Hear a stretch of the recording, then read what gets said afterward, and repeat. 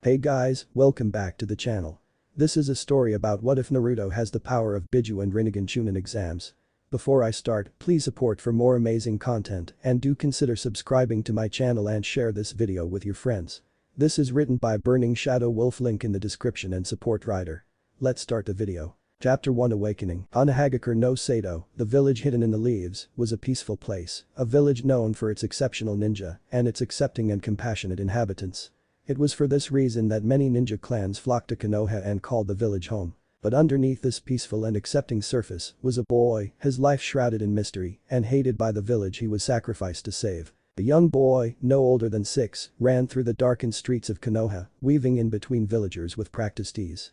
The boy's normally spiky blonde hair was matted down with dirt and blood seeping from a wound on the back of his head, his ragged and torn clothes barely hanging on to his malnourished body. A large mob of angry villagers burst from the crowd, each with a makeshift weapon in hand.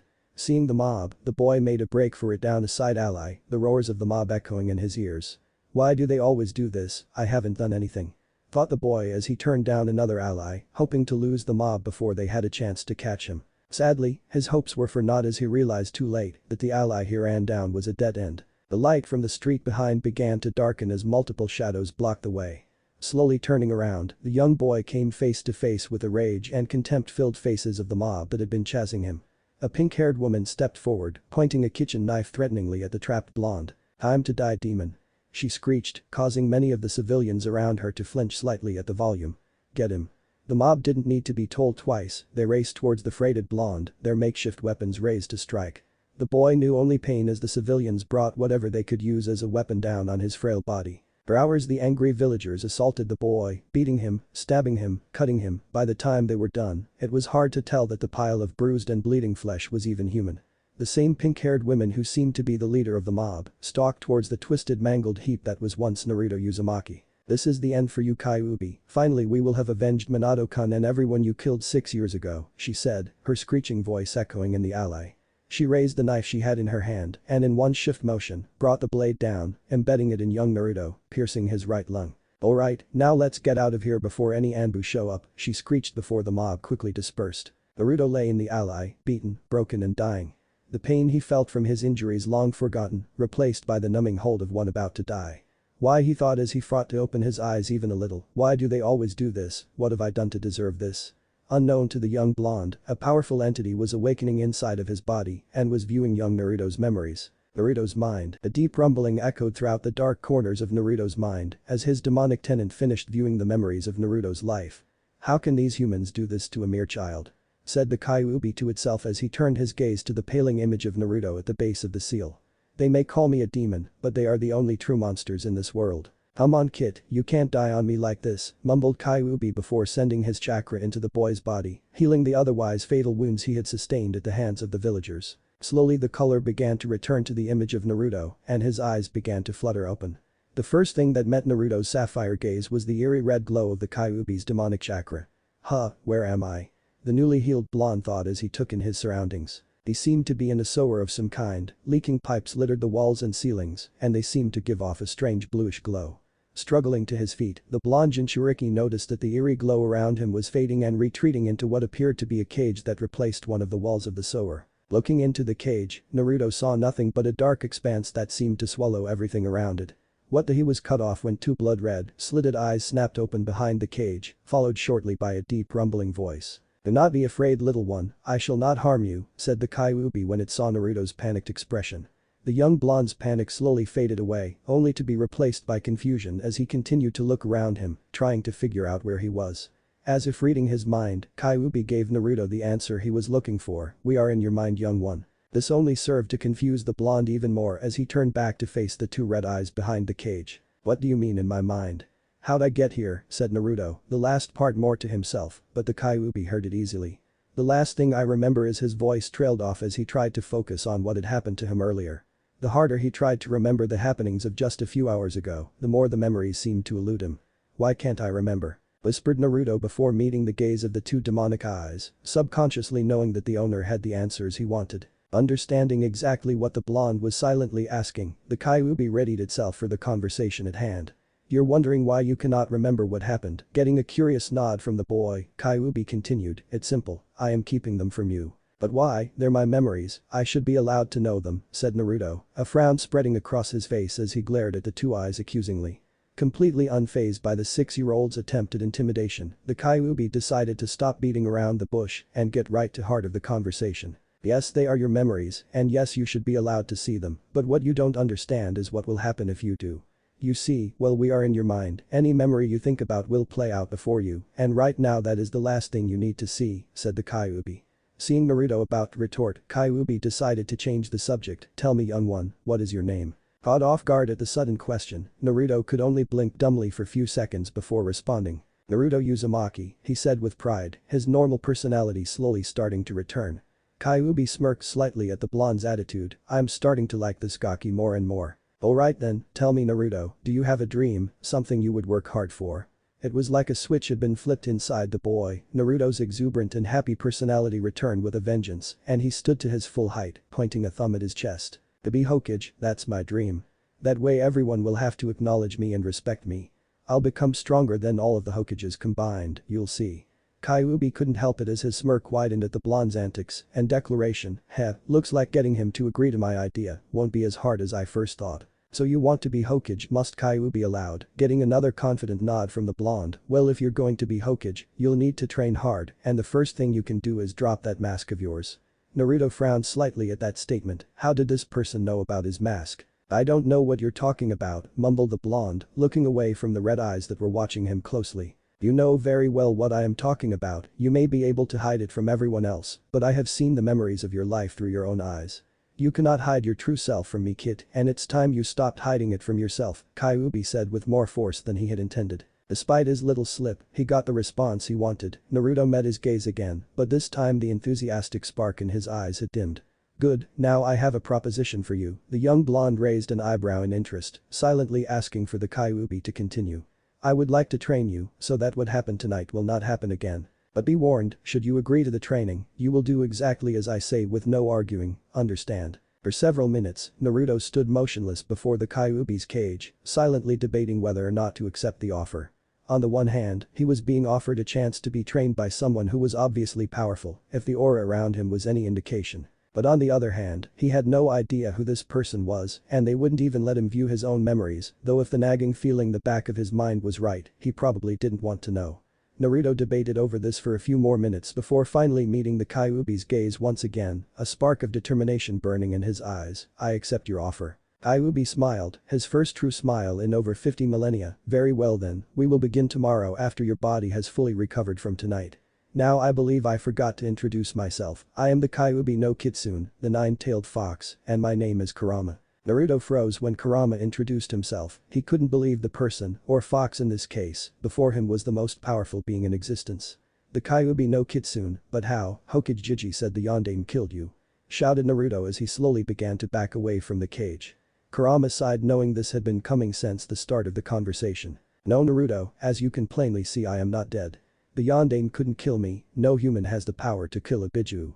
But he did the next best thing, he sealed me away inside of you. You are what are known as a Jinchuriki, a human sacrificed in order to protect others. That is the reason the people of this village hate you, they do not see an innocent child, they see only what I have done to them. I am truly sorry you have been forced to live this life, a life I wouldn't wish upon even the most foul creatures, said Kurama, his sorrow and regret plain in his voice. In that moment, Naruto saw the Kyuubi for what it really was, a misunderstood being, forced into being what they were at birth, the same as himself. Completely forgetting his previous fear, Naruto slowly approached the cage before passing through the bars without hesitation. Kurama's eyes snapped open when he felt something small touch his snout. Naruto stood before him, slowly petting his reddish-orange fur, completely unafraid that he was now completely vulnerable. We're the same, we were both made what we are at birth, we had no control over that. But what we do have control over is what we do with what we were given, said Naruto as he looked Kurama in the eye. So when do we start that training? He said with a smirk. Kurama smirked in return. We'll start first thing tomorrow, but for now go home and rest. Oh, and you might want to pull the knife in your lung out, said the Kyuubi before Naruto was ejected from his mind. Naruto sat bolt upright, his breathing raged. What the hell? He thought before he was suddenly hit with a flood of memories. The mob, the beating, the knife in his chest, everything came back to him like he had never forgotten. Damn them, one day they'll pay for what they did, mumbled Naruto before he noticed the black handle of the kitchen knife sticking out of his flesh. Grabbing onto the handle, Naruto slowly started pulling the blade out, feeling the injury heal as he did. When the blade was finally out, Naruto watched in fascination as the remainder of the wound healed itself, not even leaving a scar. "Kurama, did you do that?" he asked out loud. "Yes kid, I did, and don't talk out loud, if you want to speak to me then just think it.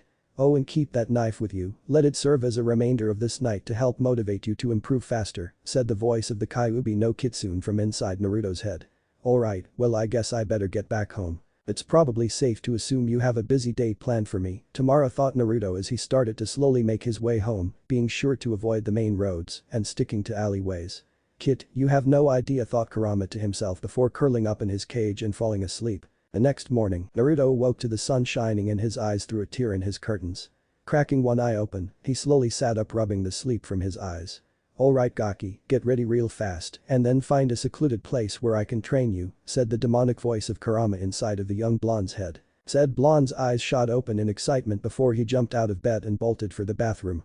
Going through his usual morning ritual, Naruto quickly brushed his teeth, took a shower before going to his closet to put on some clothes. Opening his closet revealed a sea of orange of jumpsuits with a few shirts and pants hanging off to the side. "No way in hell is my Jinchuriki going to be caught dead wearing that. Put on some of those darker clothes that are hanging off to the side," said Kurama, annoyed that his host had such unsuitable clothing. Not wanting to anger his new sensei, Naruto grabbed a pair of black baggy cargo pants and a skin-tight black t-shirt. After he was dressed, Naruto went to his kitchen to prepare some breakfast, only to be stopped by his new sensei when he opened his cupboards. "Don't even think of eating any of that ramen crap, go out and get something nutritious and healthy to eat." Naruto couldn't stop the frown that crossed his lips before trying to explain this to his sensei. "Trust me Kurama, I would if I could. Ramen is great and all, but it gets old after eating it so many times, but there's a reason why it's the only thing I ever eat. The stores and markets refuse to sell me anything else, and the only restaurant that will let me in is the ramen stand that Tuchi Jiji and Am Nison own." "Well kid, it looks like it's time for your first lesson to begin.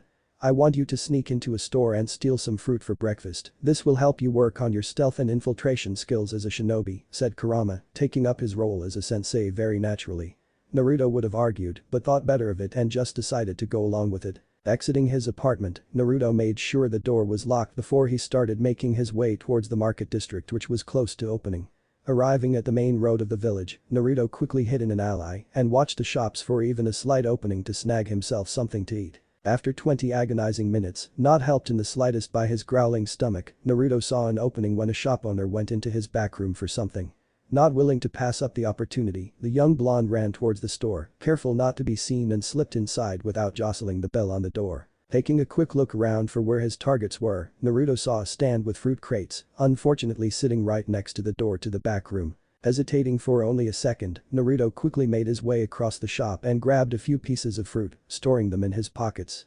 A triumphant smirk appeared on his lips as he patted himself on the back for a job well done, only for his eyes to widen when he heard the handle on the door next to him jiggle. His breath caught in his throat as the door opened slightly and a foot appeared from the doorway, pushing the door the rest of the way open. Reacting on pure instinct, Naruto slid himself in between the fruit stand and a stand of vegetables to keep from being seen. Fortunately for him, the storekeeper was busy lifting 3 large boxes and grumbling to himself to take notice. Watching the man walk away with his load, Naruto quickly slipped into the back room and found a door leading out into an alley. Smiling to himself at his first bit of successful training, Naruto took out a pear from his pocket and took a bite out of it. "Not bad kid, but had the man not been preoccupied at the time, he would have spotted you easily. We'll have to work on your stealth some more during our training," said Kurama, raining on Naruto's parade. "Alright Kurama-sensei," sighed the blonde as he slowly made his way towards a training ground he knew no one ever used. Training ground 43 10 minutes later. "Alright Kurama-sensei, what are we doing first?" asked Naruto once he was seated in the middle of a fairly large training ground, overlooking what appeared to be a dark forest surrounded by a barbed wire fence. "First, we need to assess your skill level. I trust you have been taught how to access your chakra, right?" Naruto outwardly nodded. "Yeah, we just learned to do that at the academy." "Alright then, I want you to focus and draw out as much of your chakra as possible." Nodding in understanding, Naruto formed the ram seal and began focusing on his chakra. Seconds became minutes, and just as Kurama was about to give Naruto some advice, said blonde released a massive amount of chakra, easily matching an average chunin. Damn, I knew the kid would have large reserves, but what he's putting out right now should be impossible for his age, even for a Jinchuriki, thought Kurama, as he continued to watch his new pupil draw on his chakra. So he has monstrous reserves, but not much control over it. That's about all I can test him in right now. He hasn't learned anything else in that academy that could be useful right now. Alright kid, that's enough, said Kurama as his host slowly stopped drawing out his chakra. So how'd I do, sensei? Asked Naruto, momentarily forgetting to speak in his mind. Not bad kid, your chakra reserves are extremely large for your age, but your control over it is pathetic, said Kurama, not even trying to sugarcoat things for his Jinchuriki. Naruto nodded in understanding. It explained why he couldn't sense much when the other kids flared their chakra in class, and why the senseis there panicked when he flared his. Since your chakra control is so bad, we'll start with that. Now I want you to grab multiple leaves and stick them to your body with chakra. Wordlessly standing up, Naruto walked over to one of the many trees that surrounded the training ground and picked up a handful of fallen leaves. Moving back to his original position, Naruto sat down and placed the leaves all over his body before trying to get them to stick with chakra. Surprisingly, the task proved much easier than Naruto had expected, but he was only able to make a few stick while others were fluttering an inch off of body. Just as I thought, with his large reserves it's difficult for him to use small amounts of chakra, but by using more chakra at once to learn control, we can slowly begin to decrease the amount chakra he uses, thought Kurama, as he watched as a few more leaves stuck to the blonde's body. Slowly the hours went by, and Naruto still remained in his position in the middle of the training ground, over 20 leaves sticking to his body. Hey, it's starting to get easier, thought Naruto when he felt the drain on his chakra slowly begin to decrease. Kurama noticed this as well and decided it was time to increase the difficulty. Kid, stop with the exercise for now. Slightly confused at why his sensei wanted him to stop, Naruto slowly let the leaves fall from his body before returning his attention to his tenant. We're going to make things harder for you. I want you to stick 4 leaves to your body. But you have to make them stick at your wrist and at your ankles, 1 for each. This will force you to spread your chakra evenly throughout your body, while at the same time forcing you to decrease the amount of chakra you are using. Nodding in understanding, the blonde picked up 4 leaves and put 1 on each of his ankles, then 1 on each wrist, before trying to make them stick to his body again. This task proved to be easier said than done, as Naruto was having enough trouble just getting his chakra to spread throughout his body evenly. Come on, why isn't this working? Thought Naruto as he kept trying to force more and more chakra through his coils. Minutes passed and still the blonde was unable to stick the 4 leaves to his body. Frustrated, Naruto tried once again to force his chakra to spread throughout his body, only to cry out in pain as a burning sensation spread over his body. Opening his eyes, Naruto saw several vibrant red lines burning under his skin on his arms. Checking over the rest of his body, Naruto saw the same red lines everywhere as burning sensation slowly died down. What the hell was that? That was you trying to force too much chakra through your coils at once. Chakra is a part of you, it is an extension of your physical and spiritual being, you cannot force it to do anything. You must let it flow, you must feel your chakra inside you and will it to do what you want. Naruto was slightly taken aback by the intensity in his sensei's voice while he lectured him on his mistake, but nodded nonetheless. For now meditate, it will let your body heal and will allow you to work on communing with your chakra, said Kurama as he took a few calming breaths. He too was surprised at the force he used as he lectured Naruto, but let it go as nothing. Following his sensei's instructions, Naruto relaxed his body and began to meditate to allow his body to heal and to commune with his chakra. As time began to pass, Naruto was slowly getting deeper and deeper into his meditative state, his sensei watching over him as he did. Naruto's eye snapped open when he felt something collide with him, but to his utter shock, he was no longer in the middle of the training ground. He seemed to be floating in the middle of a wide expanse that had no end. Crimson-red veins littered the area around him, but it was the giant ball of blue energy that was kept lashing out in random intervals that had his attention. That is your chakra, kid, said the voice of Kurama from behind the blonde. Whirling around, Naruto saw the Kyuubi no Kitsune in all his glory standing behind him. Where are we, Kurama? What happened? Asked Naruto, his shock at the current situation clear in his voice. We are in your mind, kid, said the mighty fox as he observed the area around them. My mind, but wait, I thought my mind looked like a sower, not this, Naruto said, his confusion growing. True, but we are much deeper into your mind now, we are at your core. The sower you saw before was only the surface of your mind, a defense mechanism that you subconsciously created to protect yourself, Kurama said as a look of slight understanding crossed Naruto's face. What you see before you is the core of your being. The veins that mark this area is my chakra inside of you, that giant blue orb is your chakra. As you can tell, it is wild and uncontrolled. If you wish to become a stronger ninja, you will have to learn to control and commune with your chakra properly. With that, Kurama vanished from Naruto's core, leaving behind a confused blonde. Turning to his now identified core, Naruto watched as it continued to thrash uncontrollably. His sensei's words ringing through his mind as he continued to watch the uncontrolled chakra lash out. I must commune with my core, he thought before he slowly approached the unstable massive chakra. My chakra is a part of me, it is an extension of who I am. Slowly, Naruto reached his hand out and placed it on the outer surface of his chakra. Instantly, warmth spread over his body as he was pulled into the chakra core. I must let my chakra flow, but bend at my will.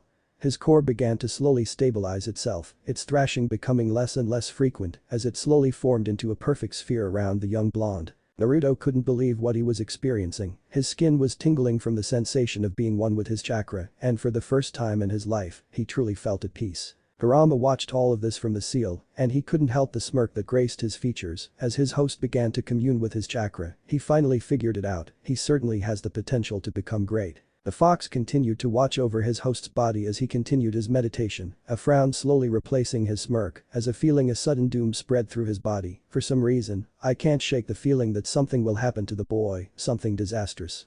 I just hope this doesn't turn out like the last time I had this feeling. 2 years later, standing in the middle of his usual training ground, was Naruto Uzumaki, completely unmoving and looking for the entire world like he was relaxing.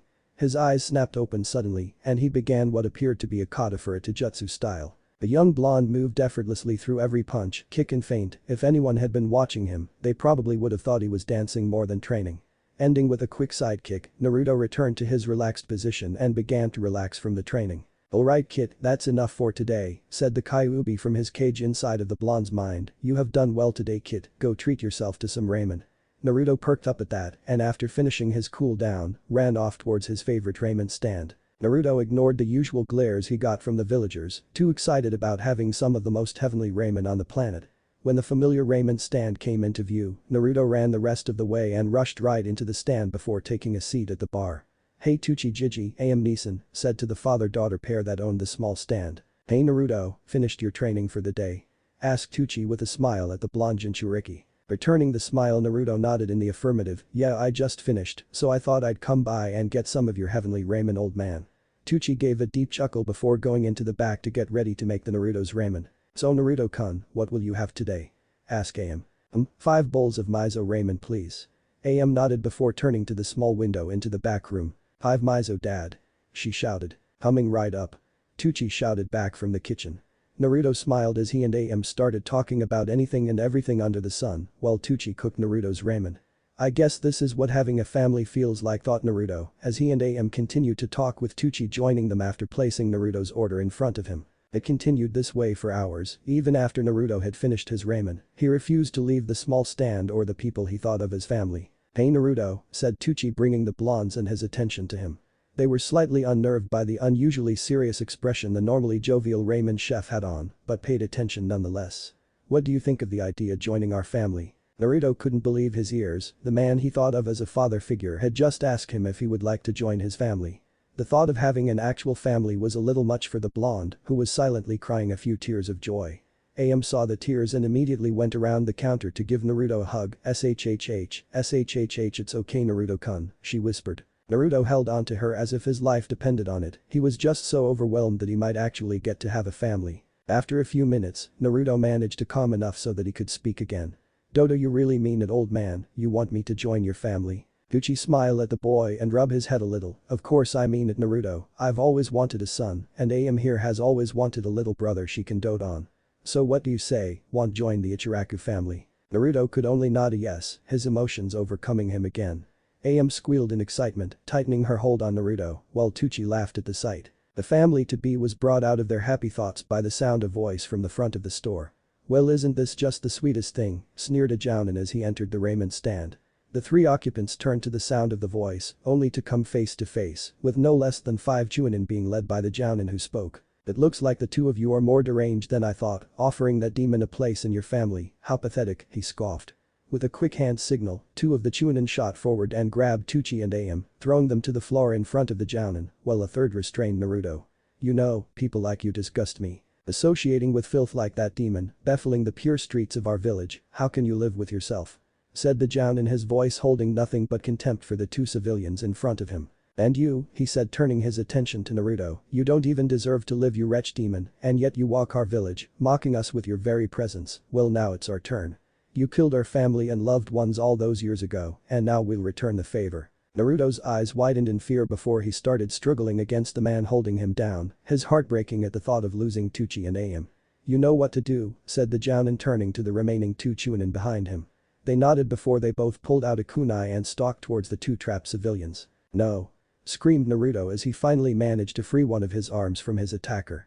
Elbowing the man in the face, Naruto broke out of his loosened hold and charged the chunin who were only a few inches away from their victims. Before he could do anything though, he was knocked into the back wall by the Jounin, and the three chunin grabbed him and held him back. "You think you can stop us, demon?" the Jounin said with a twisted smirk on his face. "I guess you trying to save these two disgraces is to be expected, after all, who else would be stupid enough to befriend a demon? Leave them alone. If you want to kill someone, kill me," screamed Naruto as he continued to thrash and struggle against the chunin. "Oh, believe me, we will kill you, but those two have to go first." Hokage-sama was very specific with his instructions. "Let the demon know the pain of lose that he has caused to our village before you kill him. Make him feel the same pain we felt when he killed our loved ones by killing his loved ones."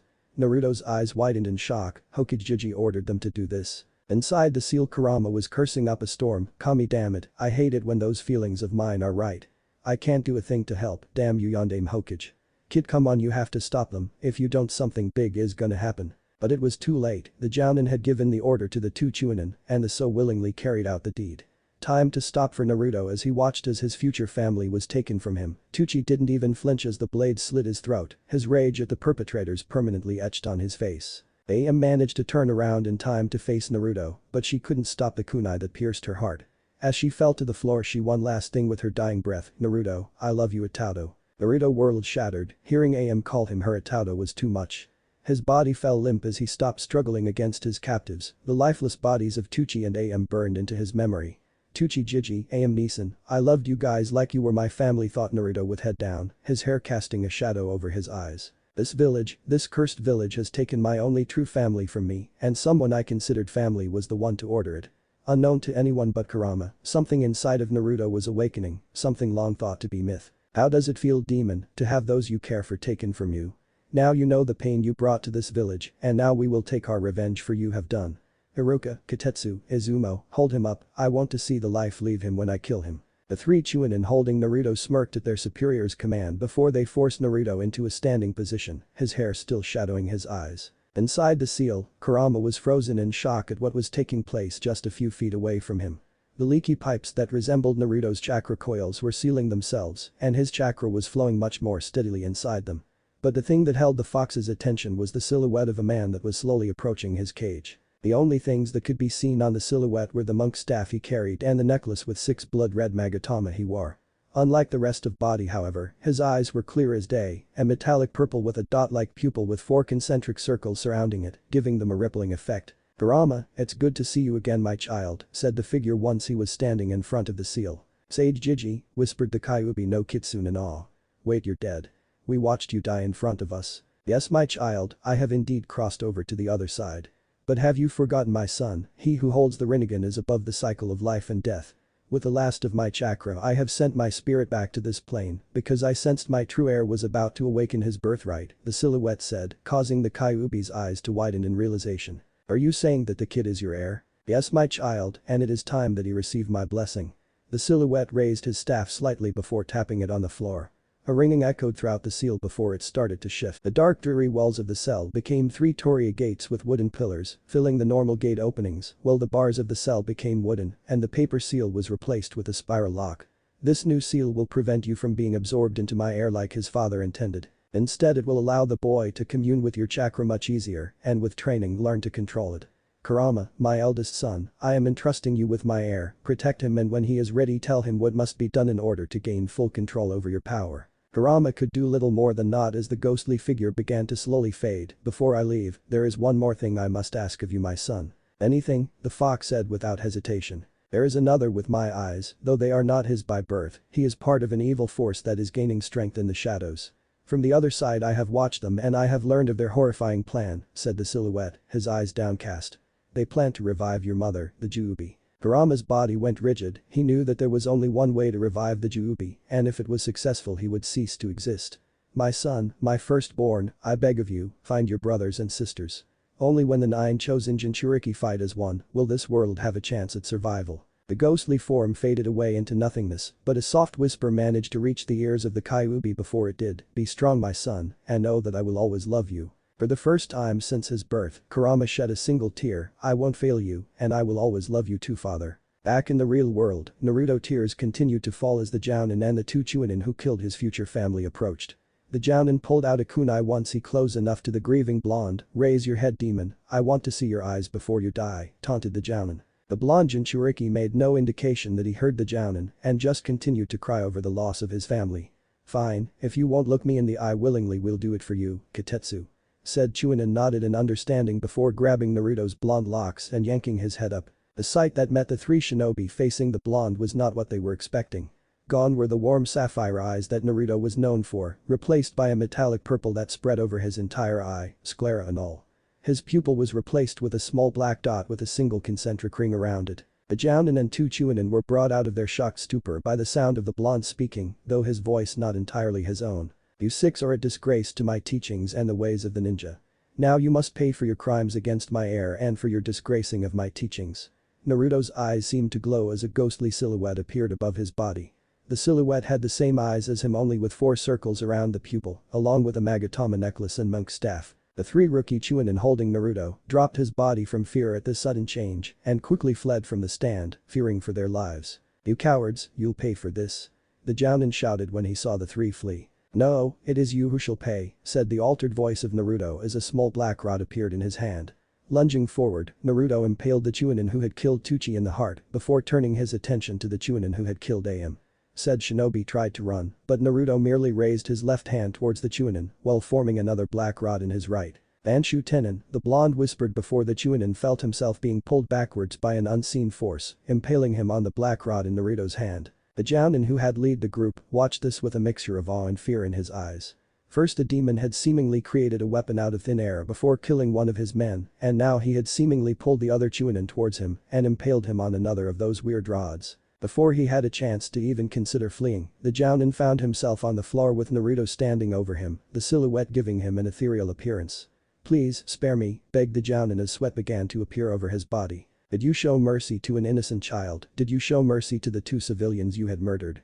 The Jounin couldn't answer, his fear stealing his voice from him. Those who do not show mercy do not deserve mercy, Naruto said as he raised his right hand and pointed it at the Jounin chest, Shinra Tensei. It happened in an instant, 1 second the Jounin was begging for mercy, and the next, his body was nothing more than a pancake on the floor. Naruto looked at the bodies of those he killed with indifference before his new eyes landed on the forms of Tuchi and Aim. A single tear fell from Naruto's eyes as he used his newfound ability to control gravity to make a makeshift grave for the 2. Placing the 2 corpses into the grave, Naruto smiled sadly as his hands went through a series of hand seals he didn't even know. Tuchi Jiji, Aim Nisan, I love you. Rest in peace, and one day we will be together again, as a family. Pain. Fireball Jutsu, bringing his right hand to his mouth, Naruto spewed out a small ball of fire that burned the bodies of Tuchi and Aim, a funeral befitting royalty. Naruto turned to the exit of the small stand, debating whether or not to pursue the 3 that had escaped. No, their time will come. For now I need to leave, he said as he made his way towards the back room, planning on using the alleyway to escape. He paused mid-step though, and turned back to the 3 corpses of shinobi that lay on the floor. Walking up to one of the chunin, he bent down and removed the man's headband.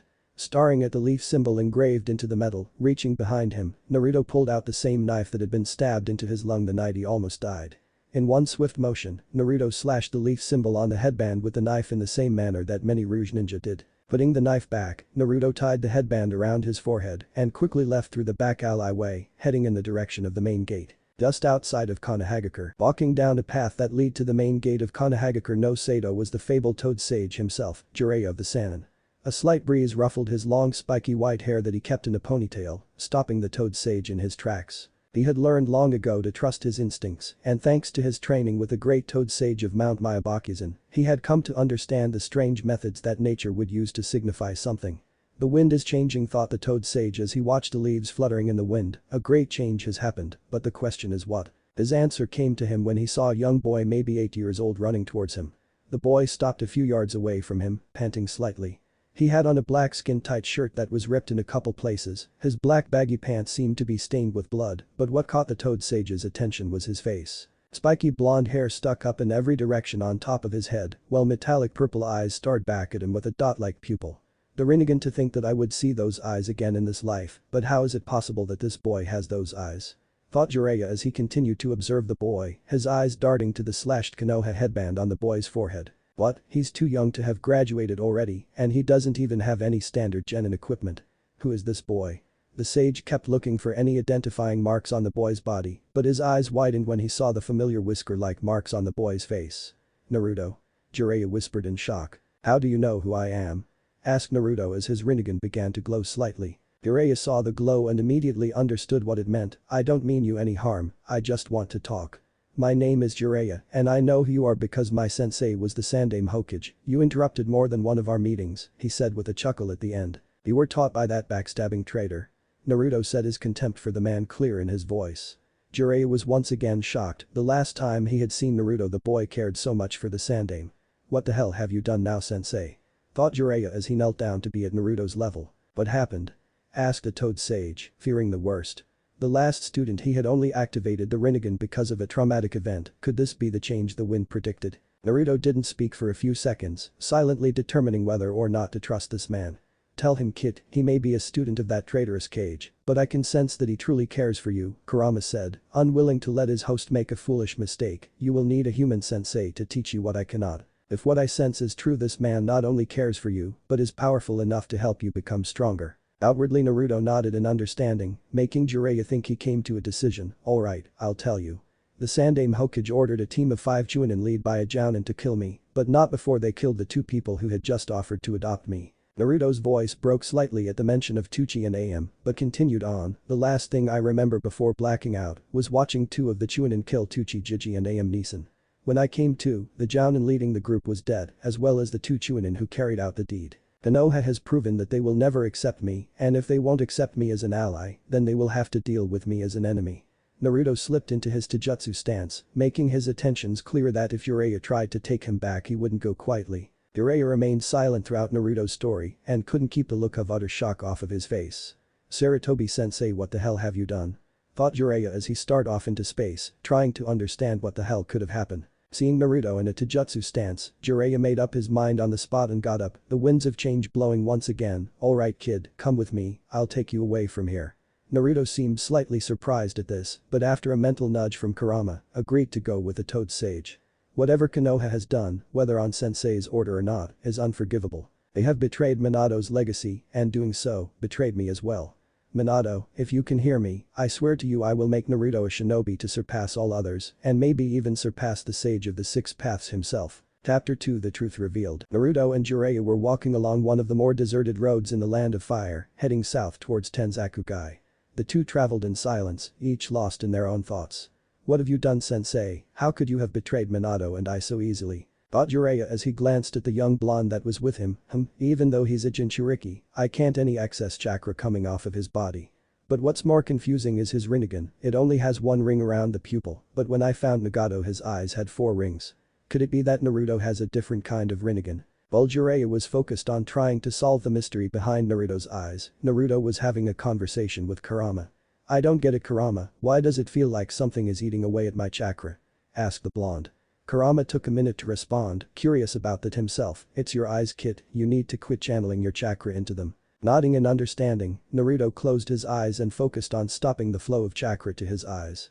When he felt the drain on his chakra stop, he opened his eyes again and they were back to their normal sapphire. Hey Naruto, Jiraiya said, getting the blonde's attention, when we reach Tenzakugai, we'll start your training with a quick assessment of what you're already capable of. After that I'll give you an exercise to do while I go back to Konoha. Naruto frowned at the mention of his old village. Why are you going back there? You going to go see the Hokage or something?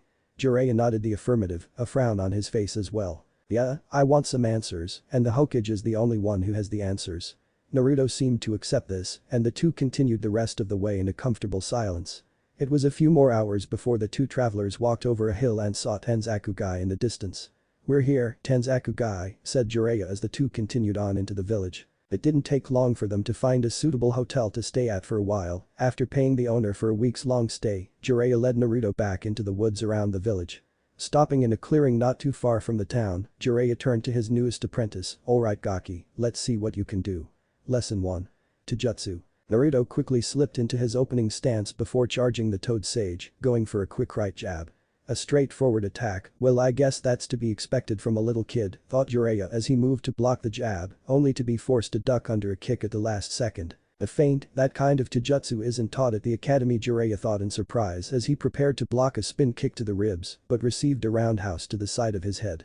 Stumbling back slightly, Jiraiya stared at Naruto in surprise before he smirked. Despite his age, his taijutsu is very advanced and very unique. Not many people can make use of a style like this if it's used correctly, and even fewer know how to counter. Not willing to take another hit like that, Jiraiya decided to end things quick. Moving to block another feint, Jiraiya easily shifted to block the true attack and threw Naruto away. Not bad Gaki, your taijutsu is pretty advanced for your age. But you rely too much on feints to get your hits. Any skilled ninja will be able to see that and come up with an effective counter. However, if you use less feints and mix them into a direct style, your attacks will be almost impossible to predict and even harder to counter, Jiraiya said once Naruto had picked himself up. Said blonde nodded in understanding. Kurama had told him the same thing on more than one occasion. "Alright, now let's test your genjutsu." "Actually Jiraiya-sensei, I suck at genjutsu, my chakra control isn't good enough for me to place even the simplest genjutsu, and I can't even break out of the simplest ones either," Naruto said with a slight frown. Jiraiya furrowed his eyebrow at this. Something doesn't make sense. If his chakra control is as bad as he says it is, then he should have a good amount of chakra flowing out of his body. That's when he noticed something different about Naruto, more specifically his eyes. "Naruto, what happened to your Rinnegan?" he said in utter shock. Oh, there was this weird drain on my chakra from my eyes, so I cut the flow," Naruto said in a matter-of-fact tone. Stop the flow of chakra to his eyes. Could he be able to deactivate his Rinnegan at will like the Sharingan or Byakugan? "Naruto, send some chakra to your eyes." Naruto closed his eyes and focused a little bit of his chakra into his eyes, only just realizing how much easier it was for him to use his chakra. What the hell? Naruto thought before he opened his eyes, revealing the metallic purple with one ring. So I was right, his Rinnegan is different than Nagato's. "Alright Gaki, I'm going to put a basic genjutsu on you, and I want you to break out of it," Jiraiya said before performing two hand seals, causing the world around Naruto blur slightly before stabilizing. When Naruto looked around, nothing had changed, but there was a slight blue glow around him. "Hey Kurama, what's with the blue glow?" "That's the chakra forming the genjutsu around you. Your Rinnegan must be able to see through genjutsu like the Sharingan and Byakugan, now try and dispel it by disrupting your chakra flow." Naruto closed his eyes while forming the ram seal and focused on his chakra, feeling it flowing through his body he quickly stopped it, immediately releasing the genjutsu. Naruto looked on in surprise as everything blurred again before returning to normal with Jiraiya standing in front of him.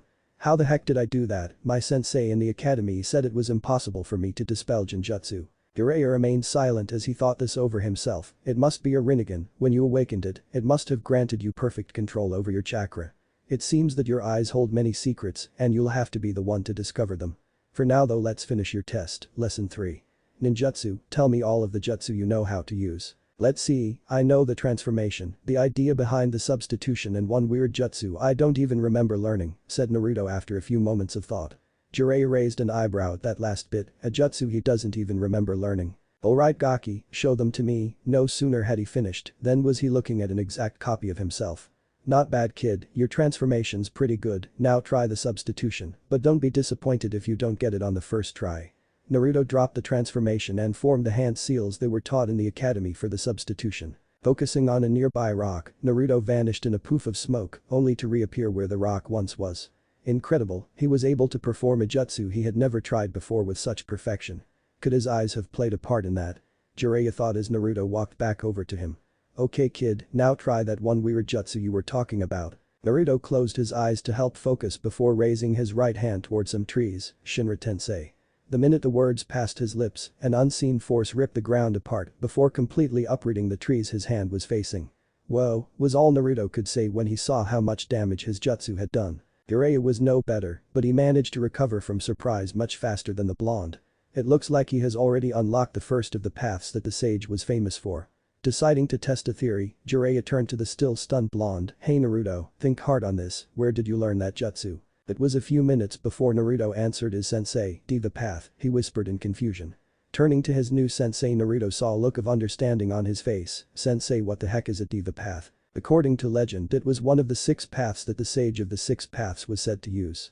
"I don't know the names of all of them, but it's safe to assume that when your need is greatest your eyes will unlock the other paths," said Jiraiya before he turned and motioned for Naruto to follow him back to town. "Alright Naruto, I'm going to head to Konoha tonight, so tomorrow I want you to practice with your 3 jutsu.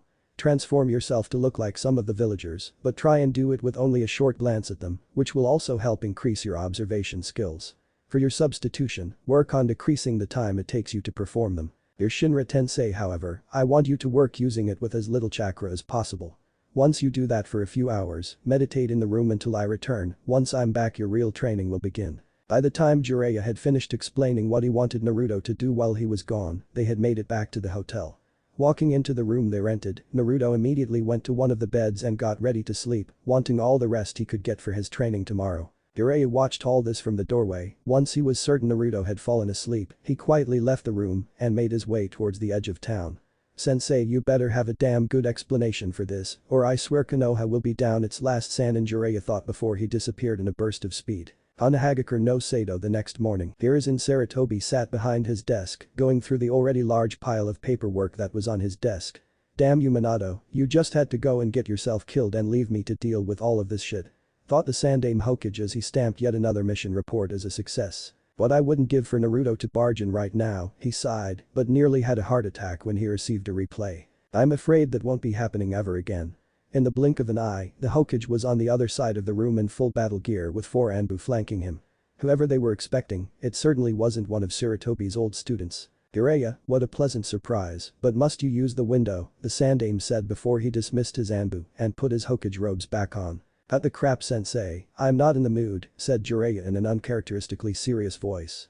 Sarutobi was taken aback slightly at the tone in his former student's voice, but quickly adopted a similar look. "What is it Jiraiya, is this about Orochimaru?" "No," Jiraiya said before narrowing his eyes in a glare at his former sensei, "it's about you, or more precisely what you've done." Sarutobi stood for a moment, too stunned by his former pupil's response to do anything else. "What I have done?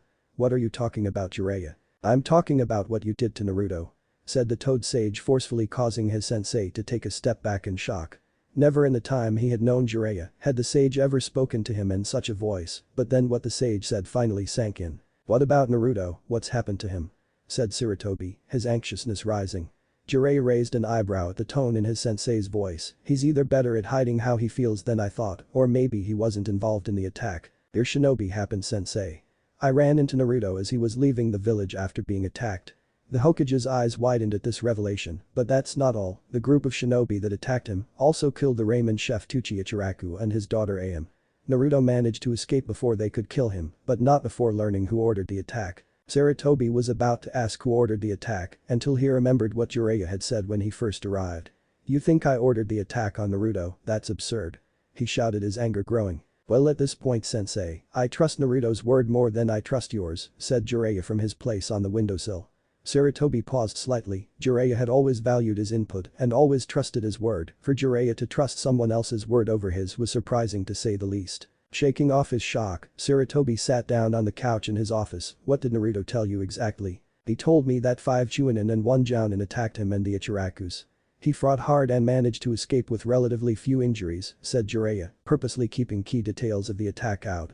"I see, that explains why 3 of my shinobi and the Ichirakus are dead," sighed Sarutobi as he pulled out his pipe and lit it. "I never mentioned anything about the Ichirakus or any of your shinobi dying as a result of the attack Sarutobi," said Jiraiya, his glare intensifying.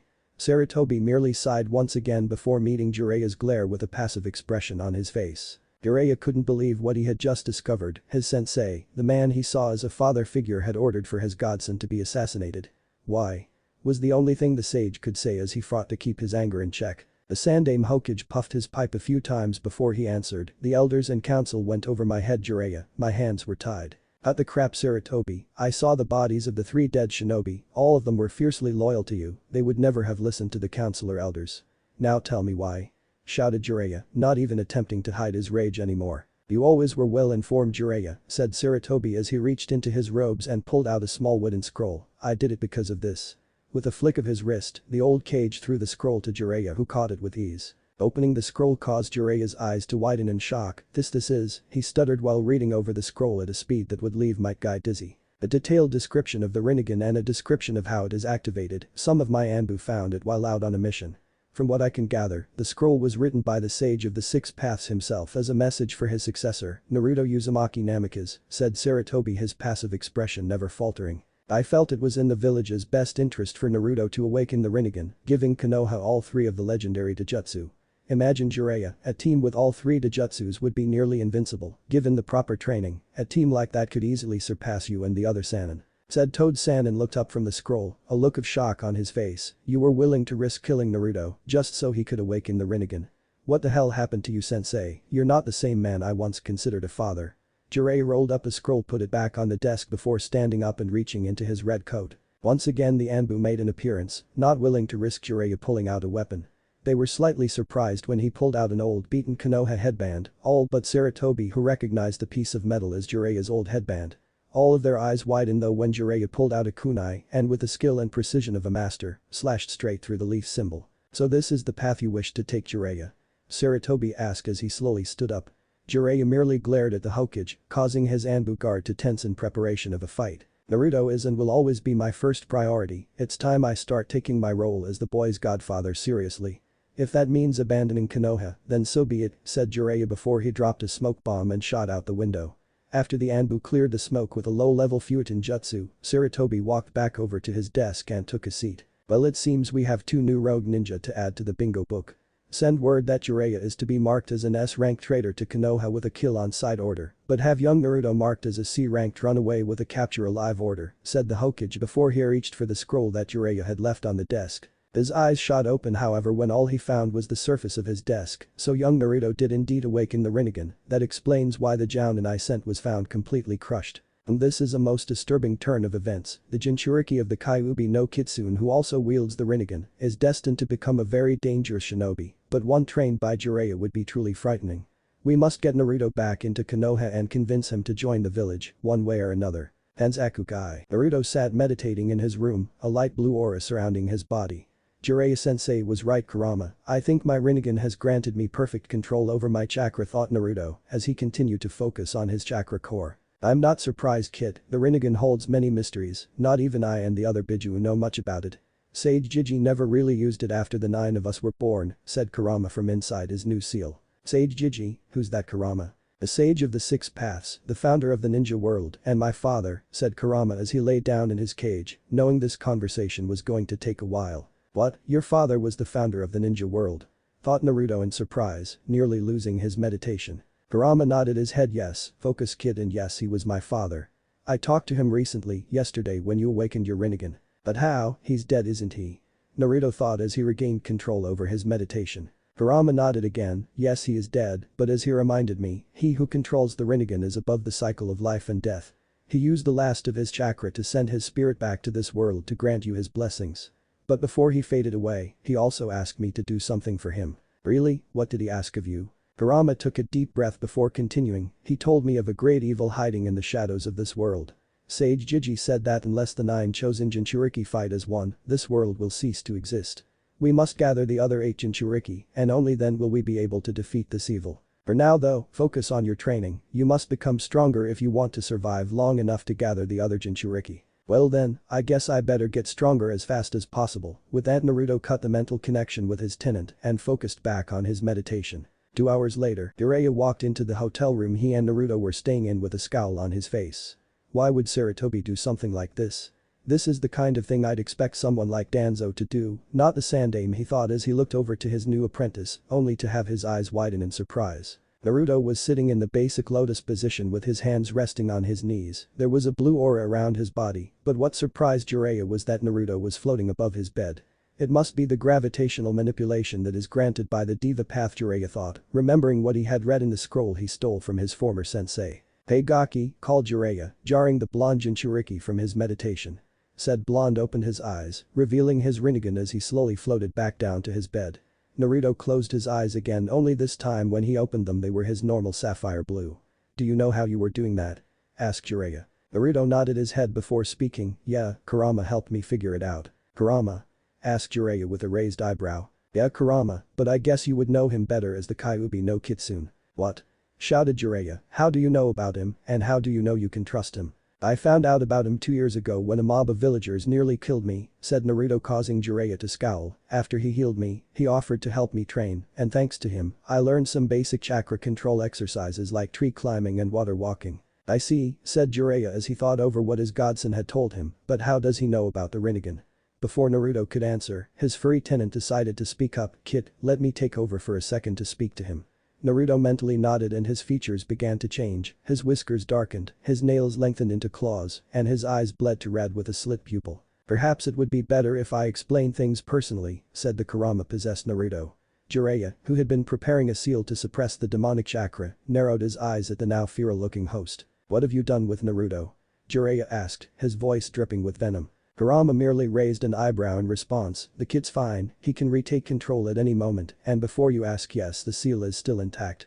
Naruto, just let me have control of his body for a while, it's quite a common occurrence with Jinchuriki actually. Jiraiya seemed to accept this and relax slightly, though he kept his seal tag out, just in case things got hostile. You said you would explain, said the Toad Sage, his glare still in place. Kurama closed his eyes, thought for a moment, very well, the reason I know about the Rinnegan is because my father was the original wielder of the Rinnegan. Jiraiya looked confused for a moment before his eyes shot open in shock. Wait, you mean? Kurama nodded, yes, my father was the sage of the 6 paths. He created my siblings and I by separating the power of the Juubi into 9 parts. But let's get back on track, what I know of the Rinnegan is actually very limited. The sage created us shortly before he passed on and only used the techniques granted to him through the 6 paths, but he did use the power of the Diva path. Thanks to the gravitational manipulation, the sage created a prison to seal away the body of the Juubi, the moon. Jiraiya's jaw dropped at this, but he quickly recovered. To any normal person, that story would sound completely ridiculous, but I'm not exactly normal, even by ninja standards. So it's safe to assume that with the awakening of his Rinnegan, Naruto has already unlocked the Diva path. Yes, but I don't know when or how he will unlock the other paths. By the time we were born, Sage Jiji already had a fully developed Rinnegan, and he rarely used the 6 paths techniques, said Kurama with a thoughtful look on his face. I believe this scroll has the answers we need, said Jiraiya as he pulled the wooden scroll out of his coat. Apparently, the sage of the 6 paths knew that his successor would one day awaken the Rinnegan and left descriptions of its inner workings. The Kurama-feed Naruto's eyes widened in surprise, so that's what Sage Jiji was doing during his last few days of life. It seems that the more we discover about him, the more questions appear. Well, I suppose I should let the kid have control back, he's getting a little impatient. Don't worry about training the kid to use my chakra, I'll handle that aspect of his training when he's ready. For now just work on his regular ninja skills, once you feel he's at an acceptable level, ask him what the mission the sage of the 6 paths gave him is. Before Jiraiya had a chance to ask what the Kyuubi meant, Naruto's features had returned to normal. Oh well, guess I'll just have to wait to figure out what the Kyuubi meant, the Toad Sage thought before addressing his godson. Alright Gaki, before we continue your training, I want you to read this scroll. It will help you understand your Rinnegan better and how to train to use its powers. Tossing the scroll to the young blonde, Jiraiya sat down on his bed and took up the lotus position, only instead his hands were curled into loose fists pushed against each other. Once you have finished reading the scroll and you feel that you have an understanding of what it is trying to tell you, let me know and we will move on in your training. Naruto gave his sensei a strange look but shrugged and settled into a comfortable position. Opening the old scroll with care, Naruto started reading it, only for his eyes to widen at the first few lines. To Naruto, my one true heir and successor, you are probably wondering who I am and how I know you, well allow me to introduce myself. Though I gave my birth name up years ago, I am known as the Sage of the 6 Paths, the founder of the ninja world, and as to how I know you, well that is a bit more complicated. You see Naruto, during my time on this earth I fought against and defeated what is known as the Juubi, the 10-tailed beast. I could not however, slay the demon, so I did the next best thing, I sealed the beast's power and soul within me, making me the first of what would later become known as Jinchuriki. As the Jinchuriki of the Juubi, I received a small amount of its abilities, one of which allowed me to see brief glimpses of the future. Because of this ability I learned a horrible truth, that darkness would once again spread over this world and destroy it. But as I learned long ago, there is a balance to everything, and so I began trying to find that balance, the light that could destroy the darkness of the world. I searched for years trying to find any hint or trace of what could balance the darkness to come, searching both in the past and the future. My answer came when I found you, Naruto, you are the light that balances the darkness. However, I could not see any farther into the future once you were revealed to be my one true heir. It is because of this that I have left this scroll for you, to help you grow and to hopefully return peace to this world. Below is a detailed description of what the true Rinnegan is capable of, as well as a special seal of my own design that contains numerous scrolls filled with my knowledge of chakra and all things related to the ninja way. Good luck Naruto, and I hope that one day you will be able to defeat the darkness in this world and restore peace. Know that I am forever with you and will be watching over you from the next world. The Sage of the Six Paths. Though the message was brief, Naruto could tell that the sage truly believed in him. Holding back the tears that threatened to fall, Naruto unfurled the scroll some more and found the description the sage had mentioned. The Rinnegan is very mysterious jutsu in the fact that not even its wielder can understand its true powers. It is only speculation, but seeing as neither of my sons awakened the Rinnegan and everything that happened before I awakened it, I believe that the Rinnegan will only awaken in times of great distress. Who it awakens in, however, or how they are related remains a mystery to me, though it is possible that I was the originator of the Dojutsu and you, Naruto, may be a distant descendant of mine. During my travels, I faced many hardships that pushed me to my utter breaking point of sanity. I believe these hardships were a test to see whether I would be what the people call a god of creation or the destroyer. When it first awakens, the Rinnegan will turn its user's eyes into a metallic purple with a dot-like pupil and one concentric ring around the pupil. This represents the first level of Rinnegan. This level grants the user the power to wield all 5 types of nature transformations. Along with the nature transformation, the first level of Rinnegan also unlocks the first of the 6 paths techniques, the Diva Path and Animal Path. With the Diva Path comes the ability to use gravitational manipulation to attract or repel objects. The Animal Path is a little less complicated. This path allows one to summon any creature that you can imagine, giving you a near limitless amount of animal summons to fight alongside you. But the second level of the Rinnegan, a second concentric ring will appear around the pupil. With the activation of the second level of the Rinnegan, the wielder is granted the ability to combine the 5 basic nature transformations in order to form the advanced chakra natures, such as Mokuton, Hyoten, Shoten, and so on and so forth. It also awakens the next 2 paths, the Human Path and the Pre-Top Path. The Human Path grants the user the ability to touch a person's very soul and, should the need arise, rip their soul from their body. This path also has a second ability. Simply by placing your hand on your target's head, you can read every thought they have ever had, see every memory they've experienced, and learn everything they have ever learned. The Pre-Top Path is more of a supportive and defensive technique. This path allows one to absorb chakra into their body and add to their own core. The third level of the Rinnegan, following the pattern of the other levels, adds a third concentric ring around the pupil. With the activation of the third level, the Rinnegan grants its wielder the ability to wield the, in your time extinct, Heighten and Mighten styles of ninjutsu. This level will also complete the 6-path set of techniques by unlocking the Asura Path and the Naraka Path. Even as I write this, I cringe at the effects of the Asura Path. I never quite got used to the sensation, but maybe you will. The Asura Path allows the user to augment their body with mechanized armor, extra limbs and other various robotic weapons. The Naraka Path is the only true supportive path in the Rinnegan's arsenal. It allows you to summon the King of Hell to interrogate a target by judging whether they are lying or not. Should the victim lie, the King of Hell will suck out their life force, but should they speak the truth, they will be spared. Also, this path is considered the medic of the 6 paths techniques, since you can heal any wound, no matter how severe, in seconds, and revive the fallen, so long as they have not been dead more than 12 hours. Though I am known as the Sage of the 6 paths, I have kept a secret from the rest of the world. There is a 7th path, the Outer Path. This path can only be obtained by achieving the 4th and final level of the Rinnegan. Though its power is great, the cost is heavy. To achieve the final level, you must be betrayed by someone close to your heart. I pray you never have to know this pain, but I fear that you will, so I will tell you of the Outer Path's abilities. The Outer Path grants one the ability to control life and death through the use of 2 jutsu, the Outer Path. Samsara of Heavenly Life Jutsu and the Outer Path. Samsara of Hell's Judgment Jutsu. But the Heavenly Life Jutsu, one can return the souls that deceased to the world of the living, so long as their body is still intact. The Hell's Judgment, on the other hand, can steal the souls of the victims from them, much like the Human Path though on a grander scale, and seal them away inside the King of Hell for all eternity. While I deemed it necessary to help you understand the Rinnegan better, I will not tell you everything. Learning things for yourself is how one grows, and I wish you luck Naruto in discovering the things I have not told you. I know you will not let me down, and I look forward to the day we can speak face to face, though I hope it is not for a very long time. Naruto sat wide-eyed at what the Rinnegan was capable of, but what shocked the most was the power of the Outer Path. You must be betrayed by someone close to your heart to achieve this power. Sorry Sage Jiji, your fears were right, I have felt that pain. But then why don't I have the 4th level if I have already experienced the pain of betrayal? I don't know, kid, the Rinnegan works in mysterious ways, so much so that not even Sage Jiji himself knew all of its abilities. But I can speculate, it's possible that to achieve the final level and awaken the outer path, you must first master the 6 paths, or it's possible that that old fool of Cage wasn't close enough to your heart for you to experience the pain Sage Jiji was talking about, said Kurama as he read the scroll through Naruto's eyes. You might be right, Kurama, but only time will tell, I suppose, thought Naruto before he unrolled the scroll even more and found a complex sealing array. This must be the seal he mentioned. Naruto slowly placed his hand over the seal, nothing happened, so he tried channeling some of his chakra into it, but still nothing happened. What the hell, why can't I undo the seal? Naruto thought, his frustration evident. Sage Jiji said he personally designed that seal to contain all of his knowledge that he wanted to pass on to you.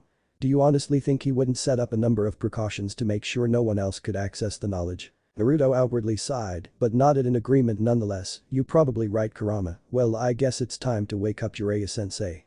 Jiraiya-sensei, I've finished the scroll, now what do we do? Jiraiya made no outward signs that it heard Naruto, but just as the blonde was about to throw a pillow at him, he cracked one eye open. So you did finish, very well then, we'll continue your training in a little while.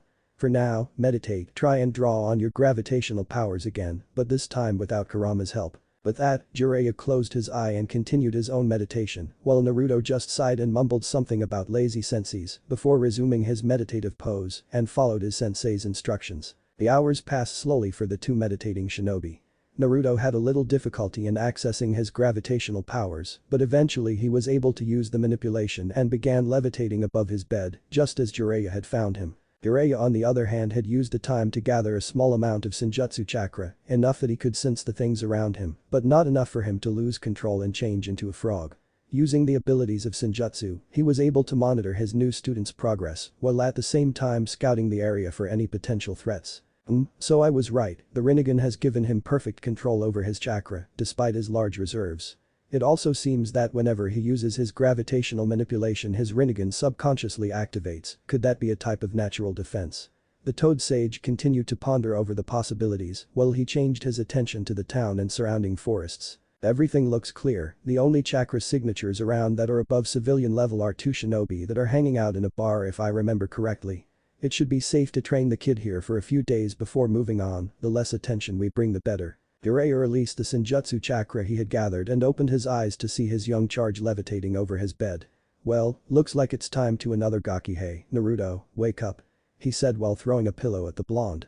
To his surprise, the pillow stopped mere inches from the blonde's face and just hung in midair. Well, that's unexpected, looks like he can create a gravitational field around him using his diva path. That could come in handy during a fight, thought Jiraiya as Naruto slowly lowered himself back to his bed and threw the pillow back at him.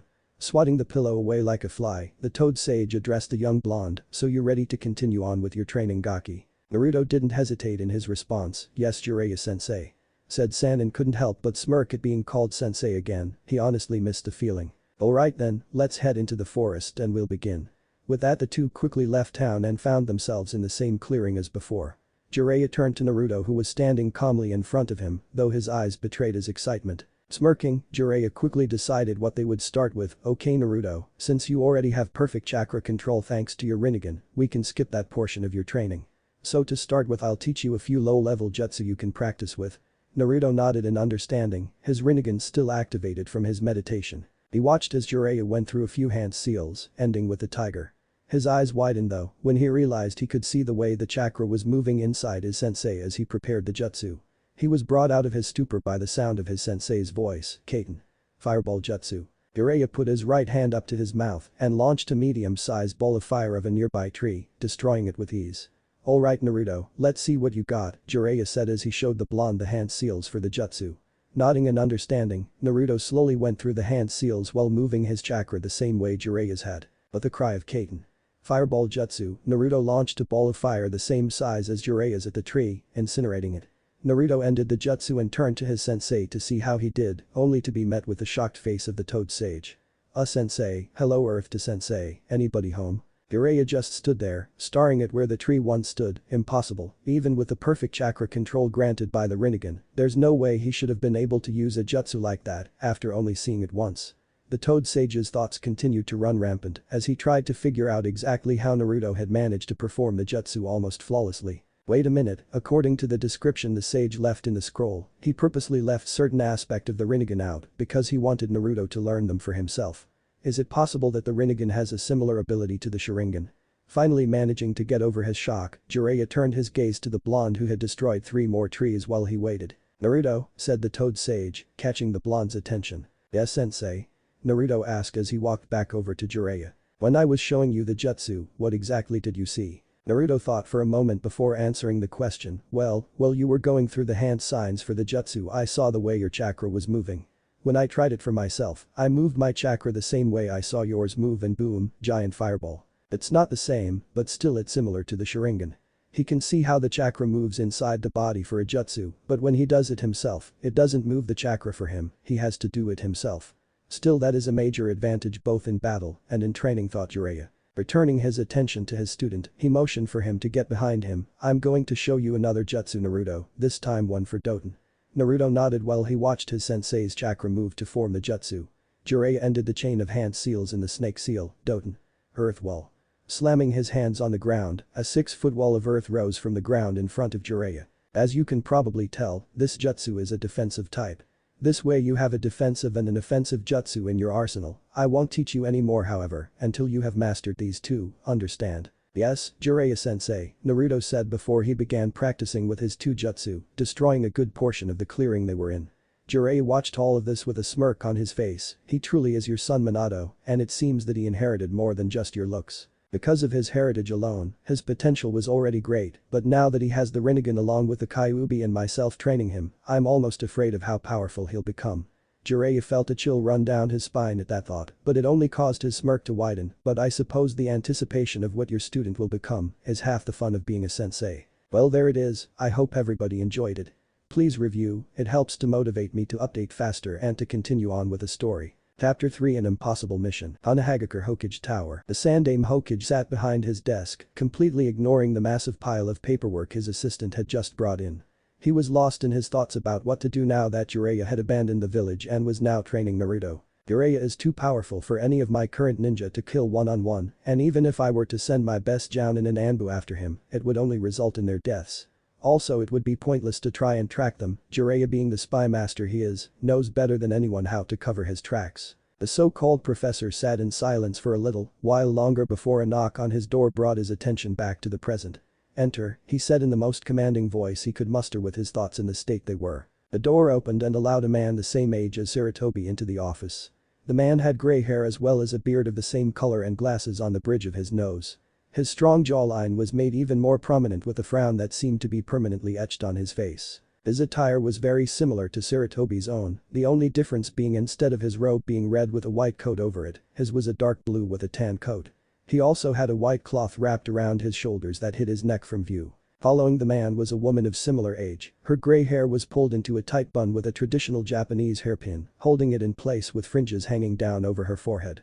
She wore a gray kimono held together by a simple obi with a dark green jacket and a sash over her left shoulder that went down to her right hip.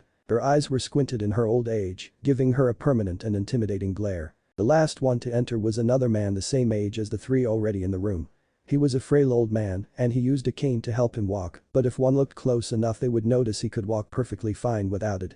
His shaggy black hair was a strong contrast to the white bandages that were wrapped over his right eye. He had a frown on his face, a trait the 3 seemed to share, that made the unusual X-shaped scar on his chin more prominent. He wore a dark gray robe over a white shirt that stopped just above his right shoulder, partially concealing his bandaged right arm that was in a sling. His only visible eye was squinted shut, but seemed to look at everything in sight with a hawk-like gaze. These 3 were none other than Homura Midokado, Kaharu Udatain and Danzo Shimura, the 3 elders of Konoha. Homura stepped forward, his tone betraying his curiosity. "Why have you called us, Sarutobi?" Sarutobi looked each of them in the eye before sighing and motioning for them to take a seat in front of his desk. Once the 3 were seated, Sarutobi began what he knew would be a long conversation. "I have called you here to discuss a matter of great importance. 1 year ago, one of my Anbu teams returned from a mission in the land of mountains with a scroll. According to them, they found the scroll hidden in a shrine atop one of the mountains being guarded by surprisingly talented warrior monks. When they returned with the scroll I was the first person to read it, only to receive the shock of my lifetime." The elder's eyebrows rose slightly at this little piece of information. The 4 of them had lived through all 3 of the shinobi world wars, having fought in the first and commanding the village through the second and third. Living through those times had hardened them to the point where not much could truly shock them, but when something did, it usually meant trouble was very close on the horizon. Sarutobi was especially immune to surprises, being the Hokage during times of war tended to make one expect almost everything. The three elders once again glanced at each other, but this time if one looked carefully they would see the growing fear in their eyes. The scroll you see was a message left behind by the sage of the six paths himself for his one true heir. Before Sarutobi could continue he was interrupted by a completely shocked Koharu. Heir? Are you saying that the sage of the six paths somehow knew he would one day have an heir? Yes, Koharu, and not only was this person his heir, the sage also called him his successor. This time it was Danzo who couldn't keep quiet. A successor, you can't mean. I do Danzo, Sarutobi interrupted his old rival, someone who would one day become his equal and maybe even surpass him in power and skill. But that is not the most shocking news. What the hell could be more shocking than discovering that the sage of the six paths would have an heir? Asked an incredulous Hamura, thinking things couldn't possibly get any more surprising than they already had. Sarutobi looked his old teammate dead in the eye, perhaps it was the fact that the heir the sage spoke of resided here in this very village. The elders couldn't help but gape at this newest piece of information. Not only had the sage had an heir, but that person was living in Konoha. It was almost too good to be true. We must find this person at once, we cannot let such a potentially powerful person to slip through our fingers. Not surprisingly it was Danzo who spoke up, he always was the more militaristic one of the four of them. Hamura and Koharu nodded in agreement with their fellow elder, letting someone like that out of their sight could be disastrous for the village. The Sandame sighed, he knew this part was going to cause him a serious headache. I'm afraid you're too late, I already know who the person is, but getting him under our control will not be an easy feat. The elders stopped the small planning session they were having and turned suspicious eyes to the Hokage. The heir the sage spoke of in his message was none other than Naruto Uzumaki Namikaze. What? Shouted the three retired ninja as they tried to wrap their minds around what Sarutobi had just said. Naruto Uzumaki, the village pariah, was the one true heir of the sage of the six paths, the man who founded the ninja world. It just wasn't possible. From what they had read about the boy in his academy file was that he was almost useless as a shinobi. His taijutsu was very below average, his genjutsu was non-existent, and his ninjutsu was horrible. How was it that someone with no skill whatsoever could possibly be the heir to the most powerful shinobi ever to walk the earth? Yes, the scroll also explained in detail about the Rinnegan and how it was awakened. I sent a team of shinobi to complete the task and force Naruto to awaken the Rinnegan, giving us all three of the legendary taijutsu at our disposal. Unfortunately, circumstances occurred that caused a small problem. It seems the Jounin I put in charge of the mission blabbed that I was the one who ordered the attack, causing Naruto to flee the village. The Sandame finished with a sigh, already preparing for the tongue lashing his advisors were about to deliver, and they didn't disappoint. What, you let that boy flee knowing who he was? Are you insane, Sarutobi? If any of the other villages were to get their hands on him, trailed off Hamura, not even wanting to think of what could happen if a village like Iwagakure got their hands on Naruto. Hamura is right, Sarutobi, we cannot allow any other village to find out who Naruto truly is. We must bring the boy back inside the walls of Konoha for the village's own good, Koharu said, her frown deepening as her thoughts drifted into one similar to Hamura's. This is not something that we can ignore, Sarutobi, we need to send out teams to find the boy immediately and bring him back to the village. Once he has been returned, he must be trained to be a loyal follower to the village to prevent something like this from ever happening again. Danzo said, his anger visible in his lone eye. I know, however it is not as simple as that, the Hokage said, cutting off the elders before they could get too far into their rant. Jiraiya, the boy's godfather, found him shortly after he left the village. It seems Naruto told Jiraiya everything that happened to him and Jiraiya was less than pleased to say the least. He was angry enough over what happened to Naruto that he has abandoned the village to become a rogue ninja. The elders stiffened at this. Jiraiya was by far the most powerful shinobi that Konoha had at its disposal after the treason of Orochimaru and Tsunade's leaving. They also knew that sending teams after Naruto would be nothing short of suicide, as Jiraiya could probably take on half of their current available ninja at once and win. As you know, trying anything to get Naruto back now would be extremely risky with Jiraiya around. The only course of action available to us is to bide our time and wait for an opening to present itself. The elders could only nod in agreement. They may not have liked the idea, but it was the only one available to them that didn't result in the massacre of hundreds of their ninja forces. Very well, we shall wait and make our move when the time is right, but until that time comes we need to prepare for anything and everything, Danzo said, getting nods of agreement from everyone else in the room. Even if there was only one technically loyal to the village, the Sannin were and have always been a deterrent to the other villages to prevent war.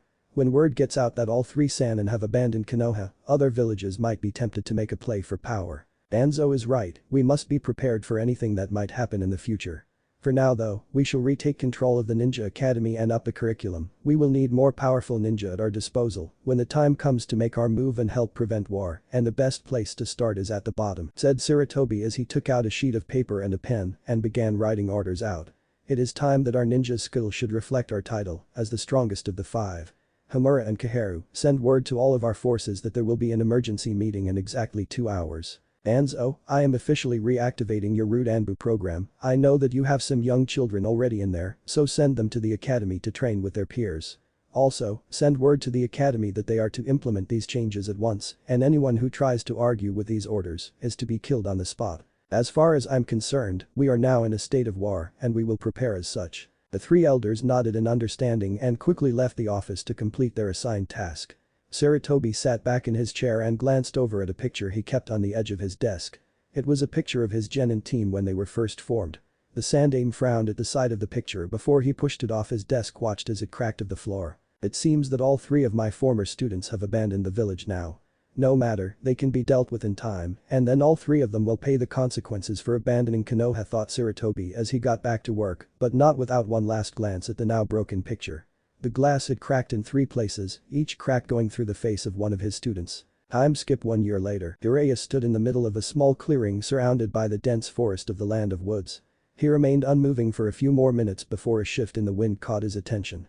Spinning around, he raised his arms just in time to block a kick to the head from a black blur. Pushing the assailant back, Jiraiya took a moment to observe the person. The assailant flipped twice in midair before landing in a crouch a few yards away. Baggy black cargo pants led up to a black skin-tight sleeveless shirt that displayed the person's developing chest. Black sandals completed the outfit. A mop of spiky blonde hair rested on top of the attacker's head, while 3 whisker-like marks stood out prominently on his cheeks. The attacker was none other than a 9-year-old Naruto Uzumaki. Jiraiya smirked when he saw the small frown growing on his godson's face. "Not bad, Gaki. Your stealth has improved since the last time we sparred, though you're still nowhere near good enough to get the drop on me." Naruto's frown, which had started to turn into a smile at his sensei's compliment, was back in full force. Seeing an opening in Jiraiya's guard, the blonde shinobi shot forward and attempted to deliver a left hook to the Toad Sage's ribsage. Naruto smirked when his punch met its mark, only for his eyes to widen when the Jiraiya he punched disappeared in a poof of smoke. Caught off guard by the fact he was fighting a clone, Naruto was completely unprepared for the palm to the back that sent him sprawling. Deciding to take things up a notch, Naruto used the momentum from the palm strike to roll into a handstand and flip backwards a few times before finally landing on his feet. Going through hand seals and ending with the tiger seal, Naruto jumped into the air and brought his right hand up to his mouth. Kaiten. Fireball Jutsu. Taking a deep breath, the young blonde launched a medium-sized ball of fire at his sensei. Seeing the approaching threat, Jiraiya flashed through hand signs of his own and ended with the snake seal. Doten. Earth wall. Slamming his hands of the ground, a wall of earth rose just in time to block the attack. Releasing his jutsu, Jiraiya jumped up to meet the falling Naruto and delivered a sharp knee to the boy's chest. Gasping for breath, Naruto could do little more than grab a hold of his sensei's arm to keep from falling to the unforgiving ground below. Seeing his student unable to keep his balance and control, Jiraiya flung him over his shoulder and landing softly on the ground. Setting his student down, Jiraiya waited for him to get his breathing back under control. "You've definitely improved, Naruto, but you're becoming predictable again. You're relying too heavily on your elemental jutsu. You need to start using your Rinnegan and the paths you've already unlocked more. I understand wanting to keep those abilities secret, but they won't do you any good to keep them secret if you don't know how to use them effectively in combat." "I know, Jiraiya-sensei, but you also said I needed to work on my skills in deception," said Naruto, not facing his sensei. Jiraiya's eyes widened at the tone in his student's voice, but before he could react, said blonde spun around with his Rinnegan glowing slightly. "Shinra-tensei," said the Kyuubi Jinchuriki as he watched his sensei get blasted back by the invisible force of gravity. "By that little bastard," cursed Jiraiya as he crashed into a few trees before coming to a stop at the edge of the now expanded clearing. Slowly getting to his feet, the Toad Sage cursed under his breath as he felt multiple joints popping back into place. Sensing his student approaching, he managed to lift his head enough to see the smirking face of his 9-year-old student. "Damn it, Gaki, I hate it when you do that." Naruto gave Jiraiya a look. "You're the one who said I needed to learn to use my paths effectively in combat, so quit complaining." "Oh, shut up," rasped Jiraiya as he shakily made it to his feet. "I think that's enough for today anyway. We don't want to draw any attention to ourselves by altering the landscape." Naruto nodded in agreement but couldn't help the question that slipped out. "If you didn't want to bring attention to us, then why did you insist we come to the Land of Woods?" This country was the birthplace of the Senju clan and has strong ties to Konoha, so a Konoha ninja could pop up almost anywhere. Jiraiya just rolled his eyes, but couldn't fault his student's logic. True, this country has strong ties to Konoha, but it's also the home of one of my secret hideouts. You have a secret hideout? Asked Naruto incredulously with a raised eyebrow. Jiraiya glared at his student in mock indignation. What, do you honestly believe I became a spy master without having a hideout or two lying around in case of emergencies? Naruto had the decency to look slightly sheepish for not thinking about that before. Shaking his head in exasperation, Jiraiya motioned for Naruto to follow him as they made their way deeper into the forests of the Land of Woods. They traveled in silence for a few hours as they continued to make their way into the deeper and darker parts of the forest. Eventually they stopped at the base of a large tree, but before Naruto could question his sensei, Jiraiya jumped up into the thick canopy above. Cursing his sensei silently, Naruto quickly followed by running up the tree with chakra. Surprisingly, instead of thick hard branches like he was expecting, Naruto found himself standing in the middle of what appeared to be large treehouse. Taking a closer look, he noticed that it wasn't an actual treehouse, but an open space with a wooden floor that spanned out to multiple surrounding trees. There was no actual roof above him, just the unnaturally thick canopy he had been expecting to run into on his way up. Returning his attention to the area around him, Naruto noticed several large monitors that were hanging on the side of one of the tree trunks, with a large semicircle couch in front of them. In the center of the couch seemed to be a fire pit of some kind, which he guessed was for cooking meals. There were also several large pieces of cloth draped over openings towards the back, which most likely lead into bedrooms of some kind. He was brought out of his thoughts by the sound of his sensei's voice. Well Gaki, what do you think of our new home? The young blonde took a few more moments to take in his surroundings before turning to his sensei with a small smirk on his face. Not bad sensei, though how is it a secret hideout exactly? Anyone who climbs any of these trees will be able to find it. Jiraiya only smirked as he had been expecting that very question. No, they can't, this place is hidden by an extremely advanced and nigh undetectable genjutsu. Only those with blessed eyes can hope to find it, and even then only those whose blood is keyed into the security seals can access it. But wait, you're not that great at genjutsu sensei, so how is it there is such an advanced genjutsu protecting this place? The blonde Jinchuriki asked, his eyes narrowed in suspicion. True, I may not be the best at genjutsu, but I am a seal master. I created a seal that would temporarily place someone under my control and erase all their memories of whatever it is they did while under my control when the seal was released, Jiraiya said with pride, while Naruto just gaped at him. I placed a seal on Tsunade and had her apply a genjutsu similar to the one she uses on herself to hide this place. Naruto merely stared at his sensei in wonder. To have such a seal at his disposal was invaluable. But then another thought struck him. You realize sensei, that if what you have told me of Tsunade is anything to go by, if she were ever to find out about that fact, she would probably jump to conclusions and kill you, right? Jiraiya's only response was to pale slightly, but quickly shook it off as he moved over to the monitors. Anyway, we'll use this place as our base of operations for the foreseeable future, unless circumstances demand we abandon it.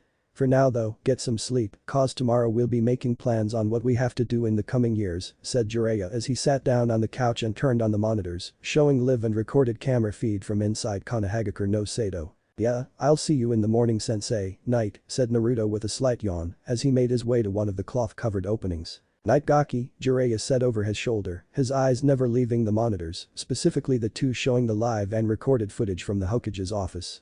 Time to see what that traitorous sensei of mine has been up to lately. The next morning, Naruto and Jiraiya sat across from one another on the couch in front of the monitors, each monitor showing footage from one of the 5 great shinobi nations. Naruto was focusing on the meat that was cooking over the fire pit, occasionally flipping a piece so it wasn't overcooked. Jiraiya though, was focusing solely on the monitors when he saw the recorded footage of Sarutobi having a meeting with the 3 elders of Konoha and what they talked about. He had been keeping a critical eye on the villages.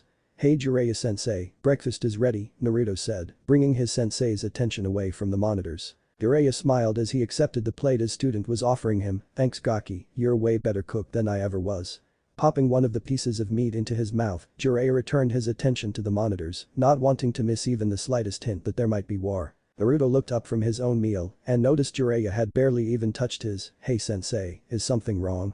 Jiraiya glanced over at Naruto before turning back to the monitors. I'm not sure Naruto, and that's what has me worried. Sighing, the toad sage turned away from the monitors and began to eat his almost forgotten meal. What do you mean sensei? Putting his plate down, Jiraiya turned serious eyes to his student. Last night, I watched a recorded meeting between Sarutobi and the village elders.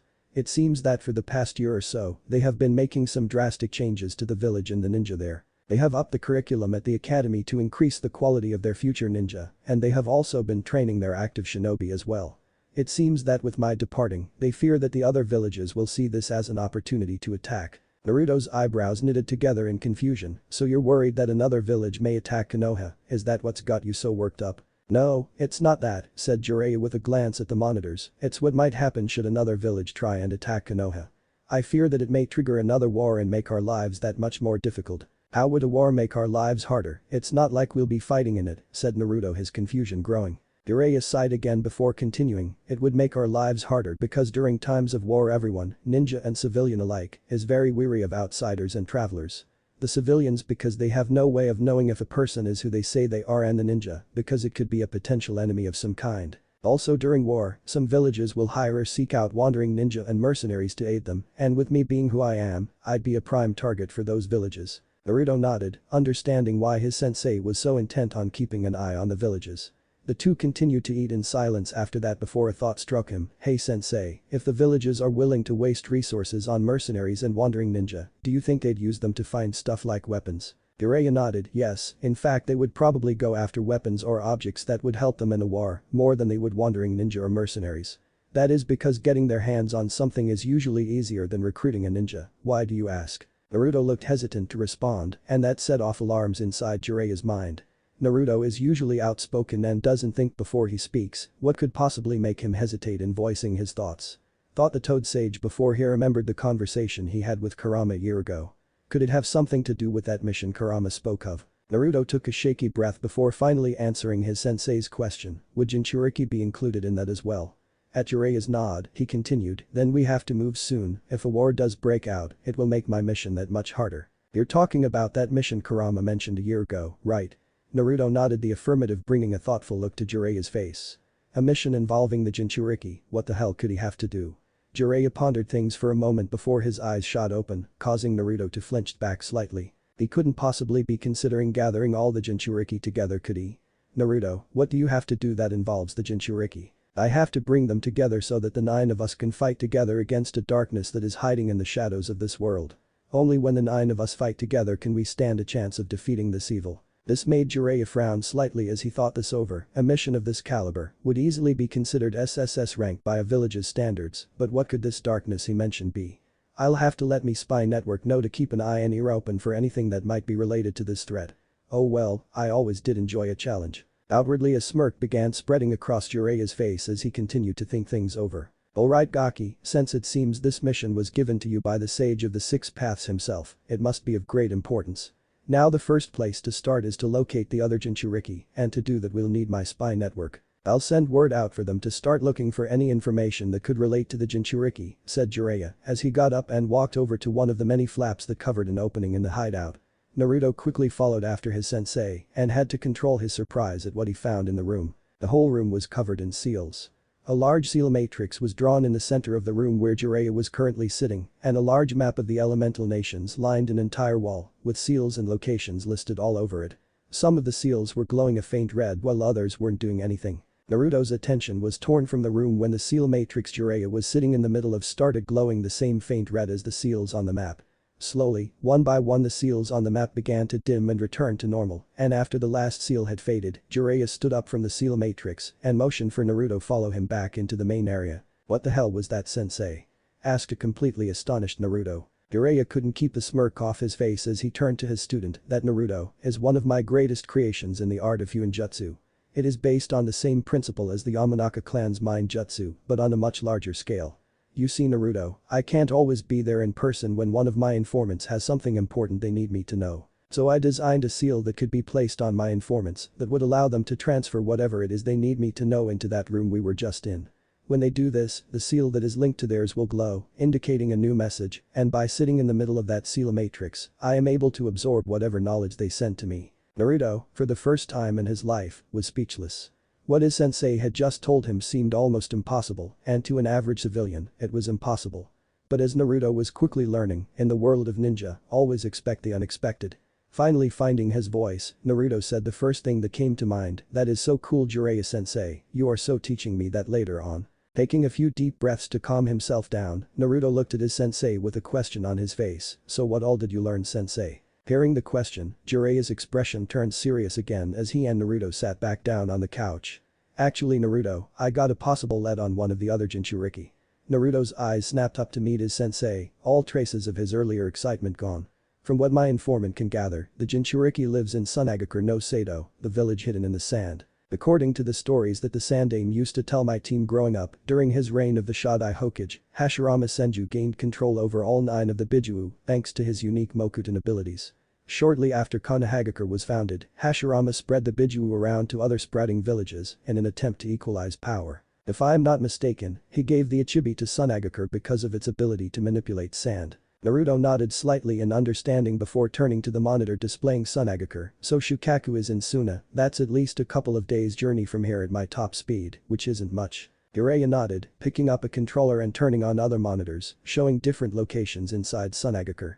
True, but that is if we go by foot. I think this would be a good time to test out summoning a larger creature through your animal path, but we can worry about getting there later. First we need to try and piece together an identity of who the Jinchuriki might be. From what my informant gathered, it is a young boy around your age, and judging by what some of the people he talked to said about the Jinchuriki, it's obvious he isn't accepted. Then we need to hurry and get him out of Suna as soon as possible. I will not let one of my brothers suffer the same treatment I did, Naruto said, a quiet rage building inside him as he remembered his life in Konoha. Calm down kid, getting angry won't do anything for us right now, said the voice of Kurama. Naruto was surprised to hear the kitsune's voice, since he'd been strangely quiet for a while. You're right Kurama, but what's been up lately, you haven't said much since we passed through the land of waterfalls a month back. Yeah, sorry about that, I've been thinking about something I felt while we were in that country. Really, what is it? I wasn't sure at first, but now I know for certain, it was my brother Chao-mei. I felt his presence, but it was diluted, which explains why it took me so long to recognize it. He is inside a Jinchuriki, but the seal holding him is suppressing most of his power. Naruto's eyes widened in surprise, they had been so close to one of his sibling Jinchuriki, and they didn't even know it. Jiraiya-sensei, we have a lead on another one of the Jinchuriki, said Naruto coming back to the present. Said sage looked at his student in surprise, but quickly shook off, simply passing it off as a Jinchuriki thing. What do you have Gaki? An Anabi no Kabutamushi, it is sealed inside a Jinchuriki into Kigakure. Kurama said he felt a presence there when we passed through it a month ago, but couldn't tell from what. Apparently the seal holding Chao-mei, the Nanabi, is suppressing most of its power and keeping him from interacting with his Jinchuriki. Jiraiya placed his hand under his chin in concentration. You're probably right cause if I'm not mistaken, the shot I gave the Nanabi to Taki is a sign of good faith. Alright then, we now know the location of 2 of the Jinchuriki. Shukaku's Jinchuriki, from what Kurama told me, he always was the most bloodthirsty and impulsive of the bijuu. Suna isn't known for its Fuinjutsu expertise, so it's extremely possible that whatever seal is holding Shukaku isn't up to standard and his personality may influence his host. If that's the case, we need to get him out as soon as possible and you need to improve his seal. Jiraiya nodded in agreement, he may not have had a giant fox in his gut telling him about its siblings, but he had heard the legends of Shukaku's previous Jinchuriki. Alright Gaki, you're right about Suna and their skills in Fuinjutsu, so it's probably best to get them out first, said Jiraiya as he nodded to himself, we'll leave in a week, that will give me time to work on a better seal for the Jinchuriki and give you time to hone your skills more. Now before we do anything else, I want to work with you on summoning a larger creature with your animal path. You have been able to summon numerous animals up to the size of a large bear, but nothing bigger. Naruto, if you were ever to get into a fight with someone who is capable of summoning something the size of, say Gamabunta, you would be easily defeated. Naruto nodded in understanding, I know sensei, but for some reason I just can't find the strength in me to summon something that size. Jiraiya closed his eyes as he contemplated this. This was a constant problem they kept running into whenever Naruto tried to summon something larger. They knew it couldn't have been because of a lack of chakra, being the Kyuubi Jinchuriki, and thanks to the chakra control granted by Rinnegan, he had an almost unlimited amount of chakra at his disposal. Alright, hopefully we can figure that out while we train, said Jiraiya as he made his way towards one of the many gaps in the floor. Naruto quickly followed and the two jumped down into the forest below and moved away from the hideout. This is far enough, Jiraiya said after they were about 200 yards from the hideout. Okay Naruto, you know what to do, try and summon a dog the size of one of the trees. Naruto closed his eyes for a few moments before they snapped open. His first level Rinnegan blazing, Naruto flashed through the familiar hand seals for his summoning. Slamming his right hand on the ground Naruto focused as much chakra as he could into the jutsu, summoning jutsu. A large poof of smoke appeared in the clearing, when the smoke finally dissipated, it revealed a large 2-headed dog as tall as Jiraiya. Damn it, why can't I summon anything larger than this? Jiraiya watched his student with a critical eye. He couldn't put his finger on it, but he felt something was off about the summoning. Normally when someone summons something, it requires a small blood sacrifice, but when Naruto summons something, there is no sacrifice needed. When he first started training with his animal path, we found out that the creatures he summons aren't real, they are just a manifestation his animal path creates. But wait, if the creatures are just manifestations, then extra chakra shouldn't be required no matter the size. Naruto, dispel him and come over here for a minute. Still grumbling to himself, Naruto obliged and walked over to his sensei. Well, the dog dispelled in a poof of smoke. What is it, sensei? I think I just figured something out. When you summon something with the animal path, they aren't real animals, they are just manifestations created by your animal path. If I'm right, then when you summon something it isn't about chakra like a normal summoning, but it's about your animal path. Try focusing more on your Rinnegan and your animal path to summon and less about the chakra involved. Naruto thought about what his sensei said and nodded in agreement. It made sense. Since his version of the summoning was different than a normal one, it was possible that he had to approach it in a different manner. Walking back over to where he had summoned the dog, Naruto closed his eyes, but this time he focused on his Rinnegan and his animal path. Eyes snapping open again, Naruto flashed through the same hand signs and slammed his hand on the ground. Summoning jutsu, a large cloud of smoke filled the clearing and a few yards outside of it as well. Sensing something big coming, Jiraiya jumped out of the way just in time to avoid being crushed by a giant paw. Looks like he finally got the hang of it, thought Jiraiya as he waited for the smoke to clear. Slowly the smoke began to thin, and Jiraiya could just make out the shadowy outline of a Gamabunta-sized creature. After the smoke had completely dissipated, Jiraiya had trouble picking his jaw up off the ground. Oh, you have got to be kidding me. Only Minato and Kushina's son would have the imagination to summon something like that. Before Jiraiya, with a beaming Naruto on its head, was a Kyuubi no Kitsune. Though this one was very different than the real one, its fiery crimson red fur had been replaced by sun-kissed blonde fur that matched Naruto's own, and its blood-red slitted eyes had been replaced by a first-level Rinnegan. The Toad Sage was pulled from his thoughts by the sound of his student's voice. You were right, Jiraiya-sensei, all I had to do was focus on my Rinnegan and animal path, then poof, giant summons. Jiraiya shook his head at his student's rarely seen hyperactive attitude. Okay Gaki, dispel that fox before someone notices it and comes to investigate. Complying with his sensei's instructions, Naruto mentally ordered his summon to lower its head, allowing him to jump off before dispelling in a poof of smoke. Okay, now that you seem to have a grip on summoning larger animals, practice with controlling the size of the creatures and summoning as many as you can at once. I'm heading back to the hideout to begin working on the seal, don't stay out more than a few hours, and if anything goes wrong, summon that yellow Kyuubi again and I'll be there as soon as possible. Naruto nodded and watched as his sensei disappeared in a blur back to their impromptu home.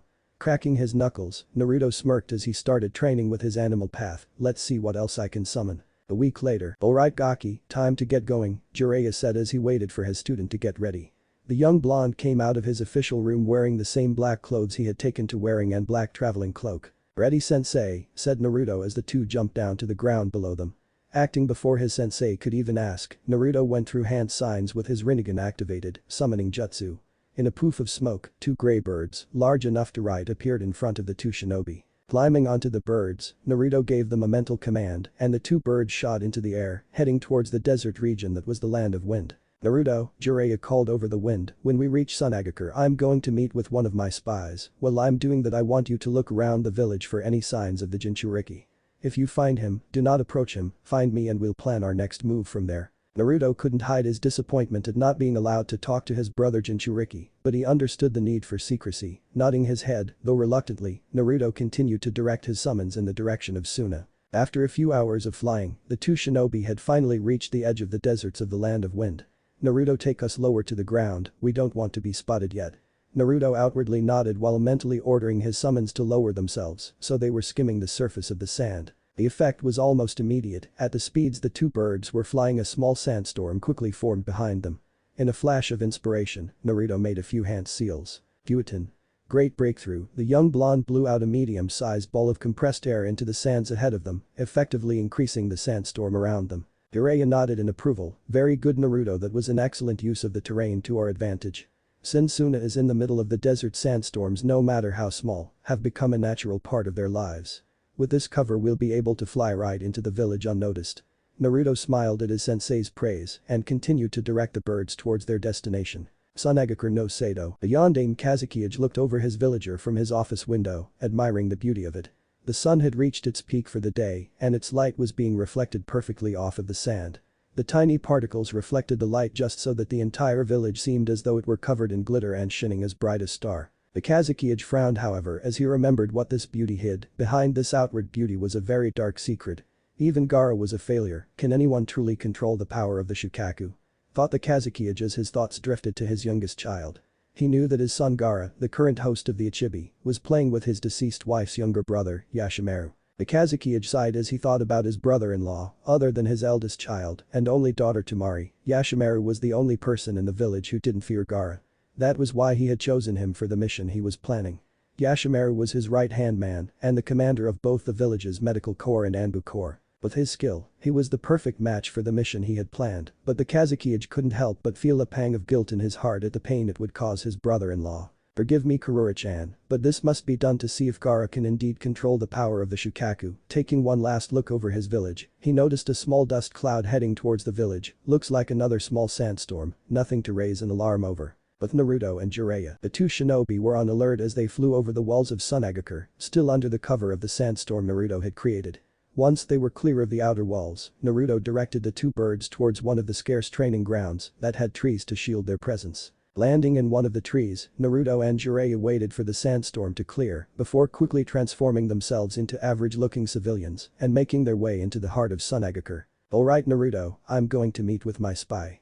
Remember, if you find the Jinchuriki, do not approach him. If he is treated as badly as my spy said he was, it would draw too much attention if we approached him in broad daylight.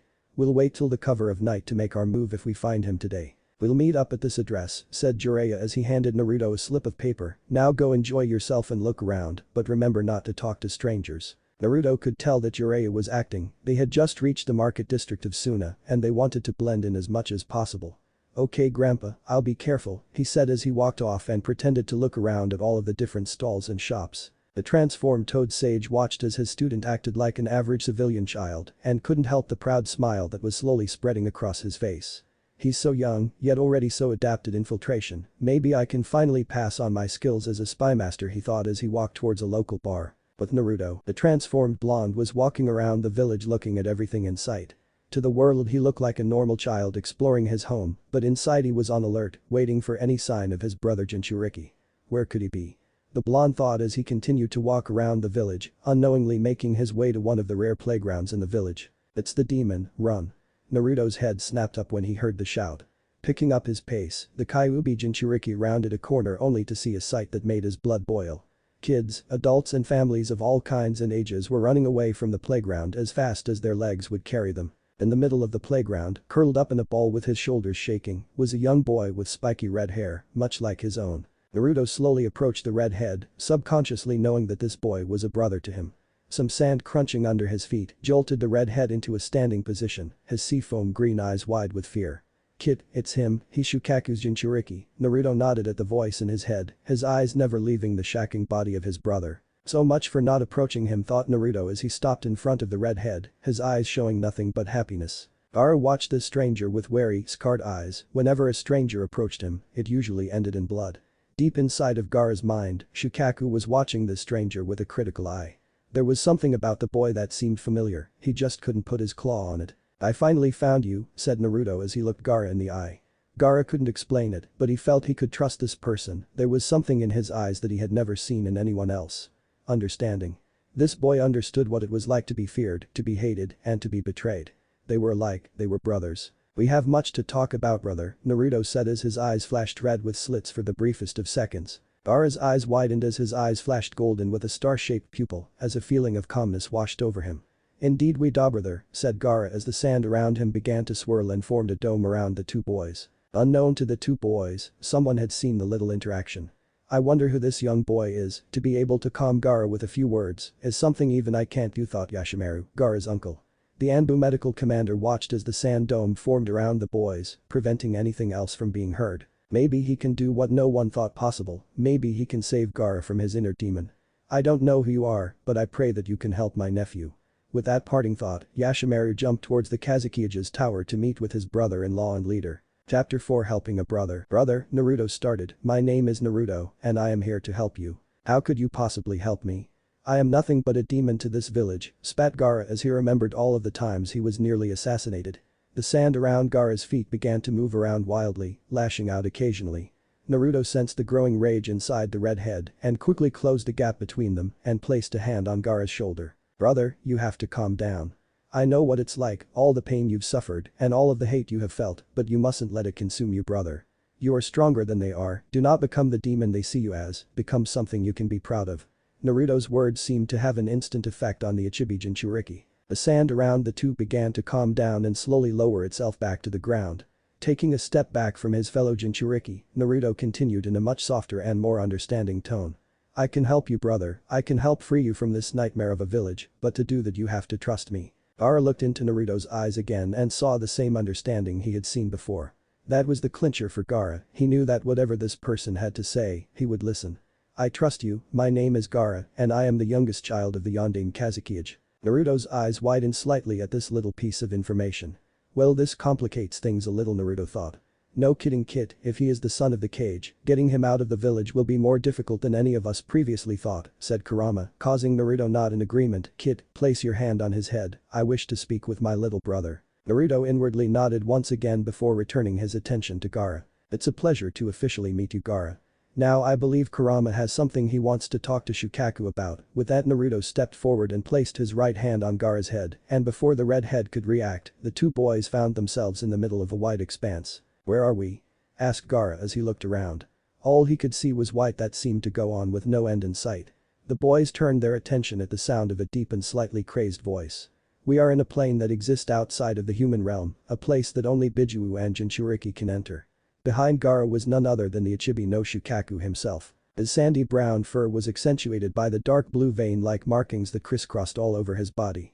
His jagged concave mouth was pressed into a frown as he watched something behind Naruto, his star-like pupil with dots surrounding it spinning wildly. Why have you brought us here, Kurama? Said Shukaku, his annoyance clear in his deep voice. Now Shukaku, that's no way to greet your eldest brother after all these years, said Kurama from behind Naruto, his slitted eyes staring into Shukaku's with no fear. Shukaku's frown deepened at his brother's remark but held his tongue, but seeing as your temper is building, I guess we should get down to business. Shukaku, I have been visited by our father, the Tanuki's eyes widened in shock as he continued to listen. He told me of a great evil hiding in this world, and he wants us to stop it. But the only way that we even stand a chance against this evil is for the 9 Jinchuriki and Bijuu to fight as one. Brother, our father has put his trust in us to protect this world as he once did long ago. So I ask you, Shukaku, would you fight alongside us, fight to protect this world and fight to uphold our father's legacy? Shukaku smirked as he answered, yes, I will fight alongside you, brother. I knew that one day our father would call on us, that is why I was always the most battle-crazed of us. I was training and preparing for the day we would be called upon. Kurama smirked at his youngest brother, nothing ever seemed to truly surprise the Tanuki. So when do we leave? That is actually up to the kid and his sensei, said Kurama turning his gaze down to the two confused Jinchuriki. So kid, when are we leaving? Naruto thought for a moment before answering, tonight, once I tell Jiraiya sensei what happened and after he's done ranting about me ignoring his instructions, we'll come pick Gaara up and sneak out of the village. The other 3 beings in the wide expanse nodded in agreement. Now that that's decided, let's get back to our world and put our plans into motion. Shukaku, until my sensei can repair the seal that is holding you inside of Gaara, I need you to restrain yourself and your power. The last thing we need right now is Gaara going into a rage if someone angers him. Shukaku pouted slightly at having to hold in his power instead of letting it run rampant like he was used to, but nodded in understanding. Good, now let's head back, and no sooner had Naruto finished the two boys found themselves once again inside of Gaara's sand dome. I guess I shall see you tonight, brother, said Gaara, slightly disappointed at having to separate from his first true friend and brother. Naruto sensed Gaara's disappointment and placed a comforting hand on the redhead's shoulder. Don't worry, Gaara, we shall see each other again soon, I promise. Gather whatever belongings you wish to bring with you and wait for us atop the highest balcony in the village. We'll find you and we'll make our escape from this hell of a village, Naruto said in a soothing voice that eased Gaara's worries. Giving each other one final nod, Gaara dropped the sand dome around them and the two took off in different directions, not wanting to attract attention. Tsunagakure Kazukiyage's office. Yashamaru stood before his leader and brother-in-law, a strange sense of dread building in the pit of his stomach. Sitting at his desk, the Kazekage had an emotionless mask on his face, making it impossible to tell what he was feeling or thinking. This only served to increase the feeling of dread Yashamaru had. No matter what, he had always been able to read his brother-in-law like a book, no matter how hard he tried to hide it. For him to not be able to read anything off of him was setting off warning bells inside his head. "Yashamaru, I have a mission for you," said the Kazekage as he slowly rose from his seat and turned to look at his village. Yashamaru slowly walked to stand at his right side, his eyes glancing over at the park where Gaara had encountered Naruto. "What is it, Kazekage-sama?" he asked in a neutral voice, hiding his growing dread. The Kazekage sighed heavily as he turned to look at his right-hand man, knowing how much this was going to kill him inside. "This is an S-rank assassination mission. You are to kill the target by any means necessary, do you understand?" "Hi, Kazekage-sama, who is the target?" Deep inside though, he already knew who he was supposed to kill, and it was taking every ounce of his shinobi training to not lash out and refuse. "Your target is Gaara, your mission begins tonight." Yashamaru had to force himself to reply with all of the emotions he was feeling. "Hi, Kazekage-sama." The Kazekage sighed as he watched his brother-in-law's reflection leave his office. "Kurura-chan, forgive me for this but it is in village's best interest that Gaara be killed," thought the Kazekage as he gazed at the clear sky hanging overhead. But Naruto, once again under his transformation, was walking through the streets of Sunagakure with his head swerving left and right. "Damn it, sensei, the least you could have done was tell me where the hell you were meeting that spy at," cursed Naruto as he continued to search the streets. After another hour of fruitless searching, Naruto was seriously considering just finding Gaara and making a break for it. "Kid, did you forget that thanks to your perfect chakra control, you can sense other chakra signatures?" Naruto stopped mid-step and had to resist the urge to slap himself. How the hell had he forgotten that? "Thanks Kurama," thought Naruto as he closed his eyes and concentrated on the chakra signatures around him. He was surprised when he felt many of the chakra signatures coming from passing Suna ninja. Many of the chunin and jounin had chakra reserves that were barely acceptable for their rank. A chunin that walked by him had especially low reserves that were about the same as a Konoha genin. No wonder Konoha is known as the strongest of the five. These ninja could probably barely hold their own against Konoha's elite chunin. "No kidding kid, even you could probably fight most of these ninja and win one-on-one."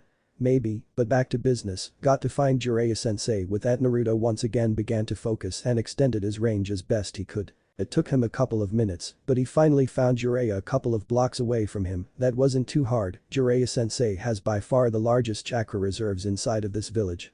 With a direction in mind, Naruto set off at a mild jog towards where he felt his sensei's chakra signature. On Hagakure no Sato Hokage Tower, the Sandaime Hokage looked over his village with a small smirk playing at the corner of his lips. Ever since Naruto's escape from the village, things had taken a drastic change from the norm. The once friendly and welcoming atmosphere that seemed to radiate from the very foundations of the village itself had been replaced by one of dread and intimidation. The civilians of the village though seemed almost blind to the change, still going about their daily lives. Shinobi on the other hand were a different story. In earlier years, the shinobi of the village had been like the civilians, easygoing and only relying on their training for missions and when called upon. Now though, they were constantly on alert, almost as if they were expecting an invasion at any moment. This was due to the Sandaime's decree of what had happened during the incident with Naruto. The civilians were outraged and had called for the Hokage to have the boy be tracked down and killed for his crimes. The shinobi had been in shock at the fact that Naruto was the heir of the Sage of the Six Paths, the very man who taught their ancestors the ways of chakra. Needless to say, the civilians' cries were silenced when all of the ninja in the village sided with the Hokage. Not even the ignorant civilian council members were stupid enough to argue when they had an entire village of ninja opposing them. Now with a more militaristic outlook, Sarutobi had ordered each and every one of his ninja to train themselves to the limit, and train they did. Genin were easily chunin level by any other village's standards, while their chunin looked more like jounin, and their jounin could defeat an entire squad of Anbu from another village. The Hokage himself had even begun his own training, quickly regaining the right to call himself the god of shinobi. The academy was not spared from the increased training either. Once he and his advisors had looked at the academy curriculum, the Sandaime couldn't change it fast enough. While they had retained some of the classes and lessons such as history, chakra theory and tactics, they had also incorporated much more to the academy curriculum. Children still began the academy at 6 years of age, but instead of slowly getting them used to what they were learning, they were thrown into it headfirst. For the first 2 years there, children were taught mostly general things such as taijutsu, history, basic tactics, basic chakra control, and how to use tools like shuriken and kunai properly. However, they also introduced them to other areas of ninja specialties such as kenjutsu, jinjutsu, medical ninjutsu, tracking and advanced ninjutsu. At the end of their second year, students were given the original graduation exam to see if they were ready to move on. Starting their third year, students were given the choice between 5 different fields to continue their education in: medical ninja, assassination, heavy assault, sensory and tracking or intelligence. Sarutobi had taken Tsunade's original idea for having a specialized combat medic corporation and taken it to the next level. By introducing students to these fields early on in their education, it allowed them to discover what would best suit them and helped increase their numbers in the areas. Each unique field also branched off into the other fields slightly to help improve the quality of students and give them some variety in terms of skill. Those who went into the medical field were also trained in sensing out even the faintest of chakra signatures to help save more lives. They were also trained slightly in assault, an enemy would always target the medic first, so they couldn't help heal their teammates, so to give field medics a better chance they were trained extensively in taijutsu and some ninjutsu. The ones that continued in assassination were trained to the extreme in stealth. They also studied in the medical field on the anatomy of the human body so that they could kill their target quickly and efficiently. On top of that they were trained in tracking so they could find their targets quickly and eliminate them before they had a chance to become a larger threat. Heavy assault students were trained mainly in taijutsu, kinjutsu, ninjutsu and other skills that could help them in combat. They were trained slightly in medical ninjutsu so that if anything were to happen to them, they would be able to at least patch themselves up enough until they received treatment. Those that went into sensory and tracking were, for obvious reasons, trained to track down their targets and restrain or eliminate them. To accomplish that, they were also trained highly in assault so they could hold their own in a fight against their opponents. The branch off of this field was the sensory field, where students trained in homeland defense and protection. The ones that followed this path usually joined the barrier team that helped to watch over and maintain the village's security. The intelligence field mainly focused around getting information out of an enemy or prisoner by any means necessary. This often led students to join the torture and interrogation corps of the Anbu after they had graduated and had been promoted. Sarutobi was pulled from his thoughts by a knock on his door. Sitting down in his seat behind his desk, Sarutobi cleared his throat before speaking in a commanding voice, "Enter." The door opened to reveal Danzo spoke in his standard monotone, "The team you sent to the temple in the land of mountains to conduct further research has returned. They report that other than a few scrolls containing jutsu taught at the temple, there was nothing else of interest or that was related to the Sage of the Six Paths." The Sandame couldn't completely hide his disappointment at this, but he got over it quickly before moving on. "What about that other mission?" the Sandame asked as he signaled his Anbu guards to leave. Danzo spoke up once they were alone, "Unfortunately, not as well as we had hoped, Hokage-sama. Kumo's security was tighter than we had anticipated, but my route team was able to bring back a few things of value, as well as one of the main targets." With that the old warhawk pulled out a sealing scroll and placed it on the desk in front of the Hokage. Unrolling the scroll revealed 3 holding seals, with a quick pulse of chakra into the scroll, the seals released with a poof of smoke. Placing the now empty scroll aside, Hiruzen looked over the items that now lay on his desk. On his left was a stack of at least 10 scrolls, each one bore the seal of the Raikage. "I'm impressed, Danzo, your route were able to infiltrate Kumo far enough to access the Raikage's personal library." Not even bothering to look up at his old rival to see his reaction, the Sandame continued looking over the items on his desk. In the center of his desk was 6-foot-long staff with a golden ring with 6 bangles dangling from it, so this is the very staff that the sage— "I agree, Hokage-sama, however we must remember that Kumo has an unusually high admiration for the sage and covet anything that has even the slightest link to him." The Sandame nodded absently at his advisor's words, still inspecting the staff. "True, my old friend, they admire him so much they would probably hang a tissue he used in a shrine for worship." The 2 veteran shinobi chuckled slightly at that, knowing full well that it was completely true. Placing the monk's staff back onto his desk, Sarutobi looked over at the last item on his desk, one of the 5 targets the team had been sent to steal, the banana palm fan. It was unlike any other fan the Hokage had seen in his lifetime. The handle was wrapped in white tape with a silver ring on the tip.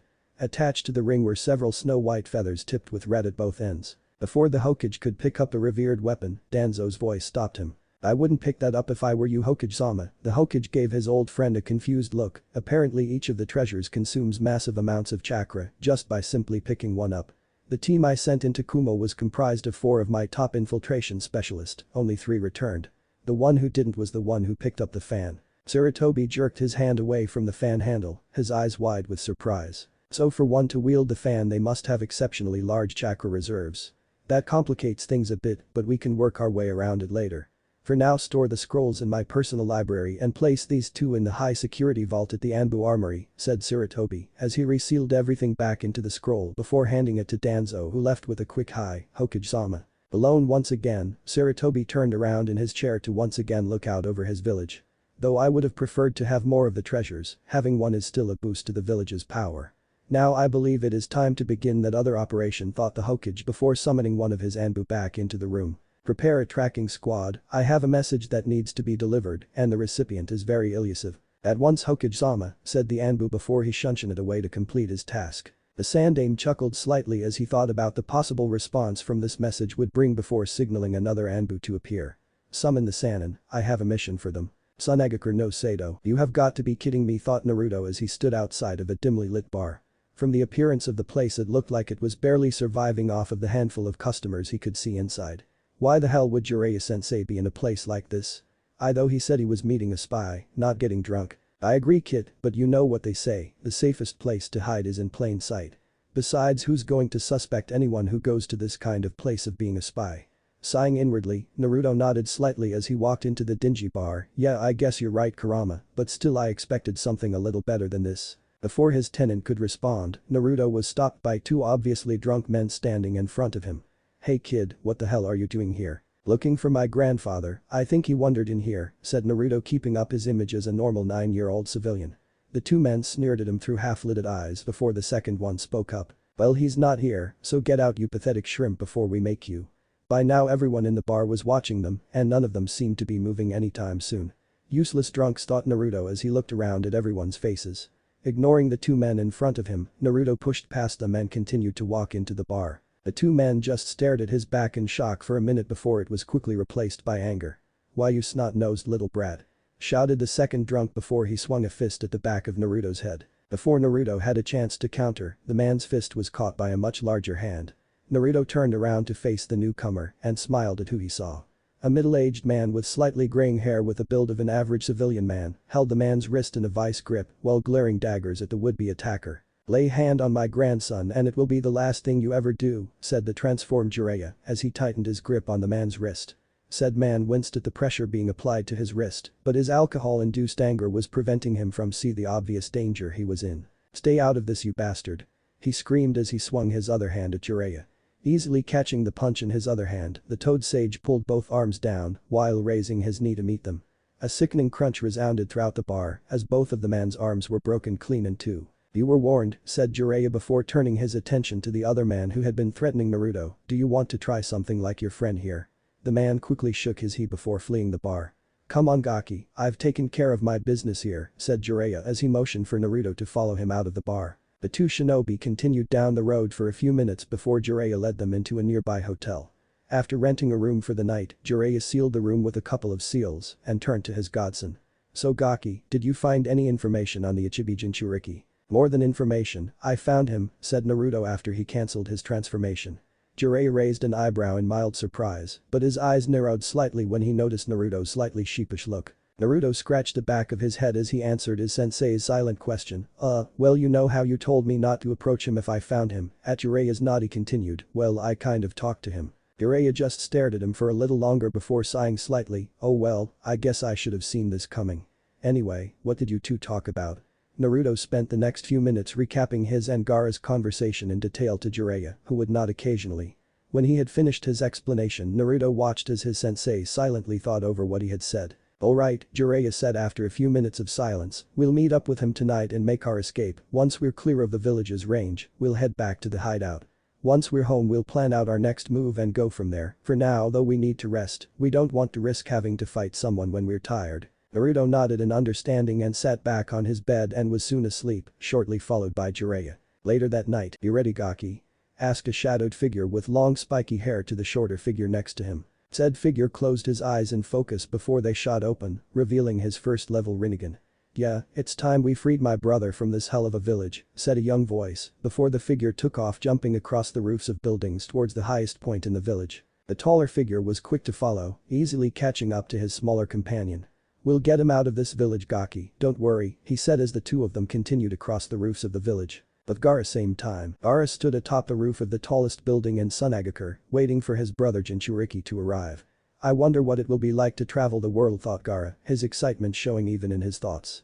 All he had ever known in his short life was the harsh treatment and cold stares of the people of Suna. "You'll soon find out Gaki, ooh I can't wait till you get older and start killing everyone that comes our way.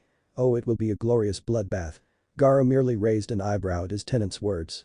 In the hours that followed his talk with Naruto, Shukaku had kept his word and restrained his power from continuously flowing into Gaara's chakra network. With his bijju's chakra no longer interfering with his own, Gaara had felt truly peaceful for the first time in his short Is fighting and killing all you ever think about, you crazy pile of sand? Thought Gaara with a small smirk. Watch yourself, cub, or I'll come out there and show you what sand can really do. Threatened Shukaku half-heartedly. Though he would never admit it to anyone, he enjoyed a good verbal fight every once in a while, and he was excited his Jinchuriki might actually be able to give him one. Yeah, just keep talking, thought Gaara before a wall of sand rose up behind him, stopping a hail of kunai from reaching him. But the Gaara's voice trailed off as a person jumped out from the shadows. The red-haired Jinchuriki looked his attacker over, noticing they were wearing a white cloth over their face with a small gap for them to see through. They were also wearing the standard attire for a Jounin, a dark brown long-sleeved shirt with matching pants and sandals, a tan flak jacket with shoulder guards, and 6 pockets lining the bottom of the jacket. They also wore a white turban like many other Suna shinobi, as well as dark brown fingerless gloves with metal plating. Their Suna headband was wrapped around their forehead, the metal gleaming in moonlight. Before Gaara could do anything, his attacker pulled out 2 more kunai and lunged at Gaara, fully intent on ending his young life. Like every other time someone had tried to assassinate him, the sand around Gaara reacted and blocked the attack before 2 spears formed and tried to impale the attacker. Said person jumped away from the spears, just barely avoiding being impaled. Looking at the young redhead in front of him, the disguised Yashamaru couldn't help but smile slightly at the sand protecting the child. Karara, even in death you continue to protect your son.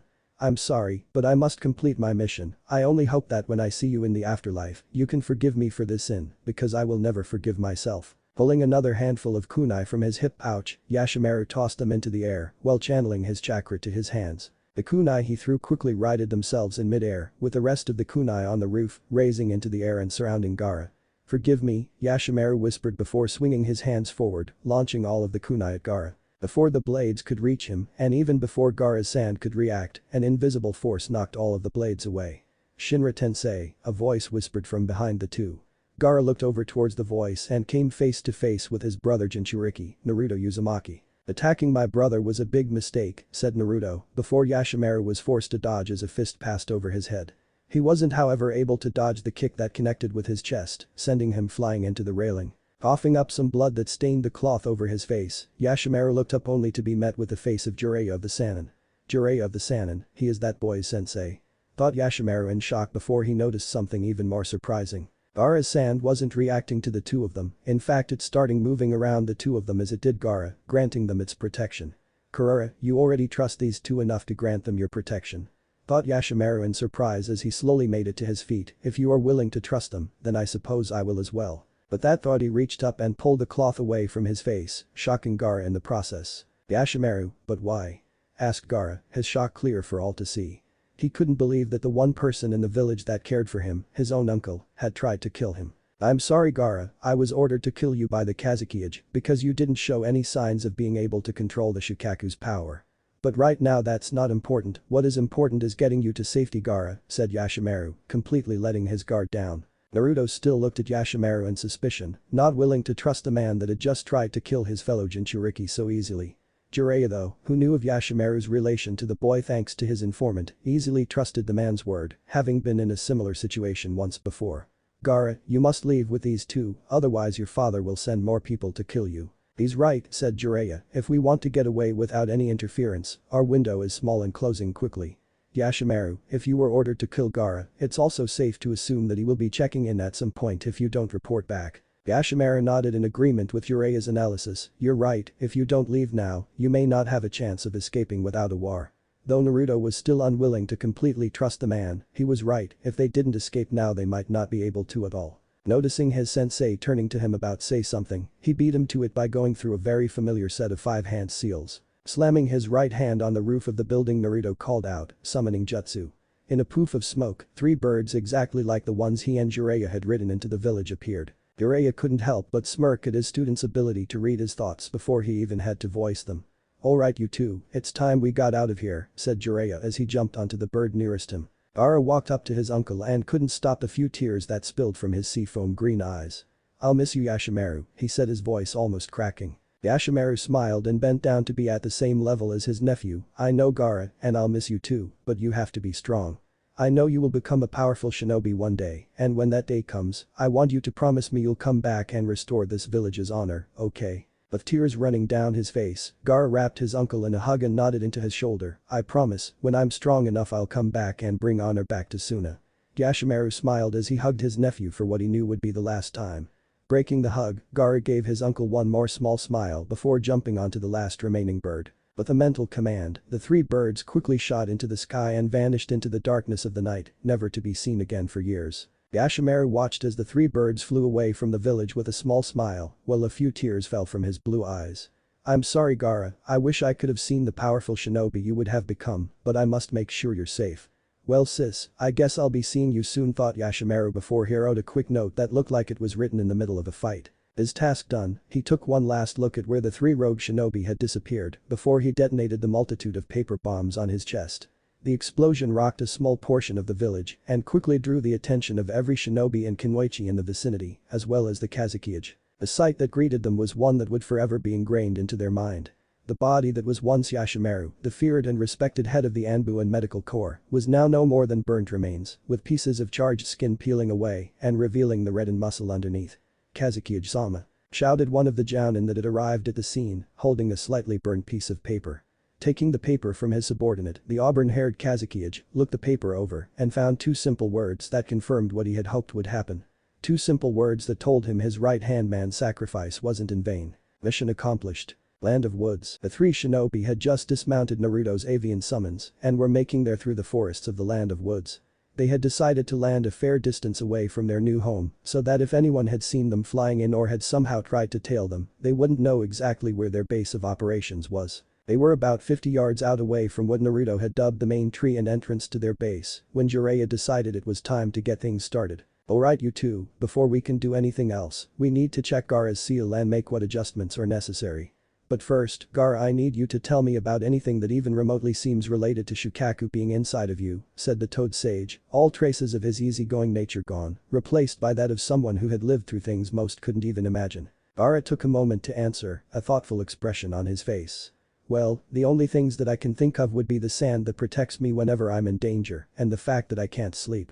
"Wrong," said the demonic voice of Shukaku from inside Gaara's head. "Wait, what?" trailed off Gaara as his eyes glazed over and he stopped mid-step. Jiraiya looked at the still red head and was about to say something before his student cut him off. "Don't bother Jiraiya-sensei, he's talking to Shukaku in his mindscape right now. There's only one way to reach a Jinchuriki when they're in their mindscape, and that's for another Jinchuriki to bring them to a place where only Jinchuriki and bijju can enter. For now we just have to wait for him to finish and hope no one shows up to fight. Whenever one of us is like this, we're completely defenseless." Jiraiya could only nod in understanding, despite being one of the most informed and knowledgeable people in the elemental nations. His knowledge on Jinchuriki was rather limited. "I guess we better get comfortable then," said Jiraiya as he sat down on a nearby root. Naruto nodded in agreement and moved to lean against a tree a couple of feet away from his brother Jinchuriki. Gaara's mindscape. The red-haired Jinchuriki slowly opened his eyes and to his surprise, he was no longer standing in the middle of a dense forest. Instead he found himself in the middle of a desert that seemed to have no end, even by desert standards. But what caught his attention was the sandstorm that was raging not 3 feet from him, the sandstorm that looked more like a sand twister, with a dark shadow hidden in the center. His suspicions about what the twister was confirmed when he saw the dark shadow move around and slightly crazed voice spoke from behind it. "Welcome to your mind, pup, I bet you're probably wondering why I have brought you in here, right?" Gaara's only response was to nod a yes, he was too busy trying to get over his surprise at his current situation. "Well, it has to do with what that white-haired toad summoner asked you. You see, the answer you gave him concerning your sand defense is only partially true. While my presence and powers amplify your defense, it is not the sole reason why you have it. I'm not too certain what the source of your defense is myself, but if I had to make an educated guess it has something to do with your mother." Gaara, who had managed to get over his shock, was thrown back into it faster than any Futon jutsu could. For as long as he could remember, he had been told by his uncle that his mother had loved him, even if she could never be there to prove it. Now that Shukaku had brought up the idea, he remembered once when he was 5 that Yashamaru had told him that he believed that the sand that came to his aid was the will of his mother protecting him. "I see you remember now, your uncle didn't realize how close to the truth he was when he said the sand was controlled by your mother's will." Gaara, who had been too surprised to respond, finally seemed to find his voice. "But how do you know you're right about this?" he asked, his voice betraying his hidden fear. Fear at what Shukaku said being wrong, fear at losing possibly the only link he had to his mother. Shukaku looked at his Jinchuriki, and for the first time in over a millennia, sympathy showed through in his eyes. He may have been the most battle-crazed of the bijuu, but he also knew what it was like never knowing the love of a mother. He and his siblings may know how they came to be and what, for lack of a better word, their mother was, but that still didn't help fill the void a mother's absence creates. I know I'm right because I was awake when I was first sealed into you, while you were still inside your mother's womb, said Shukaku as his eyes shined from behind the sand veil, showing Gaara his memory of the time. Flashback, screw this accursed tea kettle, I swear one of these days I'm going to get out of here and I'm going to kill the son of a bitch who did this. These were the thoughts of the currently imprisoned Ichibi no Tanuki after yet another failed attempt at escaping from his current prison. For years he had been trapped in the tea kettle, ever since his last Jinchuriki had lost control and he had gone on a rampage. He knew from past experience and from what happened to his siblings that he would be sealed into Anther Host in hopes of them being able to control his powers. Like anyone could truly control my powers, the only way a human would even have a chance at controlling my power was if they were born of the sand's truest love. I still don't know what the hell you meant by that, father, but oh well. A few days passed and things went as they normally would for the bijju, try and break out, fail to break out and curse his prison. It was now January 19th, though Shukaku didn't know that, and unknown to the bijuu his current prison was being taken away to perform a new sealing. Okay, one more try, thought Shukaku before something happened that he was all too familiar with. The glowing green seal appeared above him where the tea kettle's lid was located and began to spin around, causing an unnatural wind to pick up around him. No, I won't be sealed inside another human, thought the Tanuki, but it was too late. The seal abruptly stopped spinning and opened slightly, drawing him to it. He lost his physical form and was forced into his pure chakra state as the seal continued to absorb his power. Outside the seal same time, is everything ready, Chiyo-sama? Asked the yondaime Kazukiage as he stood next to one of his elders in an operating room. Doctors ran around the room, making sure the equipment was working and occasionally writing things down on their clipboards. In the middle of the large room, lying on the lone operating table was a woman with shoulder-length sandy brown hair. Her naturally kind face was flushed red as she breathed deeply, a noticeable bulge in stomach, a sure sign she was pregnant. She was Kurara, wife to the Kazukiage and mother to a 3-year-old Tamari and a 2-year-old Kankuro. Gio, an elderly woman in her late 50s with grey hair tied into a tight bun, nodded yes to the village leader's questions. Yes, everything is ready, the Shukaku's power has already been absorbed into the seal and is ready for transfer. Good, then begin the sealing, said the Kazukiage as he moved to the foot of his wife's operating table. Chiyo nodded once again, signaling for the doctors to stand back so they wouldn't get in the way. The doctors were quick to comply, none of them willing to risk angering one of the honored siblings. Once everyone was out of her way, she pulled a brush from her sleeve and dipped it into a bowl filled with blood. Prepare yourself, Kurara, once the seal is drawn I will push the Shukaku's chakra through you and into your child, said Chiyo, her voice not betraying any of her emotions. Kurara took one last deep breath before nodding in understanding, mentally slowing her chakra so it wouldn't interfere with the sealing. Chiyo didn't waste any time in drawing the seal over the pregnant Kunoichi's abdomen, a simple circle with 2 smaller circles on either side of the circle's edge. Inside the small circle on the right was the kanji for stay, while the kanji for sit was drawn in the circle on the left. In the center of the main circle, the kanji for wind was drawn with 4 small dots surrounding it. But the seal complete, Chiyo put away her brush and began going through a long chain of hand seals, ending with a dog seal. Fuin Jutsu. Windhound sealing jutsu. The second the words left her lips, the seal on Kurara's abdomen began glowing a similar shade of green to the seal that absorbed Shukaku. At the same time, the same seal that absorbed Shukaku appeared on the tea kettle and released a stream of sandy brown chakra that was immediately drawn into the new seal that would hold it. A few minutes passed before the stream of chakra finally ended and the rest of it was absorbed into the seal. Once the last of the chakra was sealed, the seal started to spiral in on itself before vanishing entirely. Chiyo let out a deep sigh at the concentration and effort the sealing had required. It's done, the child in Kurara's womb is now the newest Jinchuriki of the Shukaku. A yondaime nodded absent-mindedly, his attention was drawn as one of the machines that were monitoring the pregnancy started acting up. Report, what is happening? Demanded the Kazukiage as the doctors rushed around checking every machine's readings and making what adjustments were needed. Kazukiage-sama, the sealing must have affected the pregnancy. Kurara-sama is going into labor right now. Shouted one of the doctors that was checking Kurara over. Sir, if we don't act quickly, it is likely we may lose both Kurara-sama and her child. Then what are you waiting for, get to work. Shouted the yondaime Kazukiage as he stepped back and let the medics do their job. Inside the seal. Ugh, I always hated when they do that, thought Shukaku as his chakra condensed back into his corporeal form. Taking in his new surroundings, he was surprised to find nothing but a dark expanse. What the hell is this? Thought Shukaku as he sent a small portion of his chakra to probe the mind of his new host. What he found surprised him, he was sealed into the body of a baby that wasn't even born yet. But what he could tell from the memories of the women carrying the child was that his own father had ordered the sealing, some old hag had performed it, and they used the same exact seal that was used on his previous Jinchuriki. Seriously? These humans need to learn something new if they're using the same seal they used on my last Jinchuriki. Oh well, I drove that one insane, I can drive this one insane. Unfortunately for him, his thoughts were cut short as a never-ending desert appeared around him and a sand twister formed around him. What the thought the giant tanuki before a symbol flashed in front of him for a brief moment. It can't be, thought Shukaku in surprise, it had only happened for a brief moment but it would forever be ingrained into his memory. The symbol that appeared before him was a kanji, the kanji for love. Outside the seal a few minutes ago, it smelled premature from the looks of it. Will it truly be able to handle it? Asked Akazuki as he looked at the red-haired baby that was just barely larger than the hands holding him. Gio nodded slightly as she looked at the child with a passive stare, he is compatible. She took a quick glance around the room at the doctors working endlessly at their stations. This is the third child and the first compatible one. We must raise this child with great care. Before the Kazuki had a chance to respond, a raspy, strained voice made itself known, show me my baby's face. The yondaime spun around to face his wife, a look of worry clearly visible on his normally impassive face. Karura. Are you alright? He shouted as the doctor holding his newborn son moved to set the baby down so his mother could see him. The exhausted Kunoichi slowly turned her head to look at the small form that was placed next to her head. What a small feeble child. She managed to say in between her ragged breaths. The Kazuki's attention was drawn from the mother-son scene as one of the doctors whispered to him. Karura-sama's heart rate is rapidly falling before he had a chance to finish though, he was cut off by an obviously angered Kazuki. Do something about it.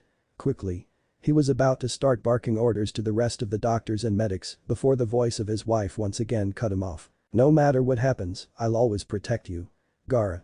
The yondaime Kazuki could only look on as his wife brought her hands up to surround her son in a protective manner as she slowly took her last breaths. The Kazuki looked on as his beloved wife died with her arms still wrapped around Gaara protectively. Over the continuous sound of the heart monitor and the shouts of doctors and medics trying to resuscitate the deceased mother, the Kazuki heard his wife's last words echo in his mind once more. No matter what happens, I'll always protect you, Gaara. Flashback end. Gaara stood rooted in place, tears rolling down his face as he took in what he had just learned. And my mother truly loved me. I was loved at one time. Shukaku nodded his head from behind his prison, yes, and not just then, even now your mother's love protects you from within the sand. For the first time in his life, Gaara let a true smile grace his face as he shed tears of joy. He had been loved, his mother truly loved him, and even in death she continued to protect and love him. Shukaku watched as his Jinchuriki let loose all of the pent-up emotion he had been forced to endure in his short life. Unbeknownst to his Jinchuriki though, the kanji for love slowly appeared just above where his left eyebrow was supposed to be. It seems that the one born of the sand's truest love has finally found himself. It seems you were right once again, father, maybe, just maybe, this pup will be the one to unlock the true extent of my power. I do not know what the future holds for us now, but I do know that no matter what, I will always stand by you, Gaara. What if Naruto has power of bijju and Rinnegan chunin exams? Thanks for watching my video till the end. If you enjoy this content, then do consider subscribing to my channel and leave a like if you guys need the next part, comment down, and thanks for watching the video and see you guys in the next video.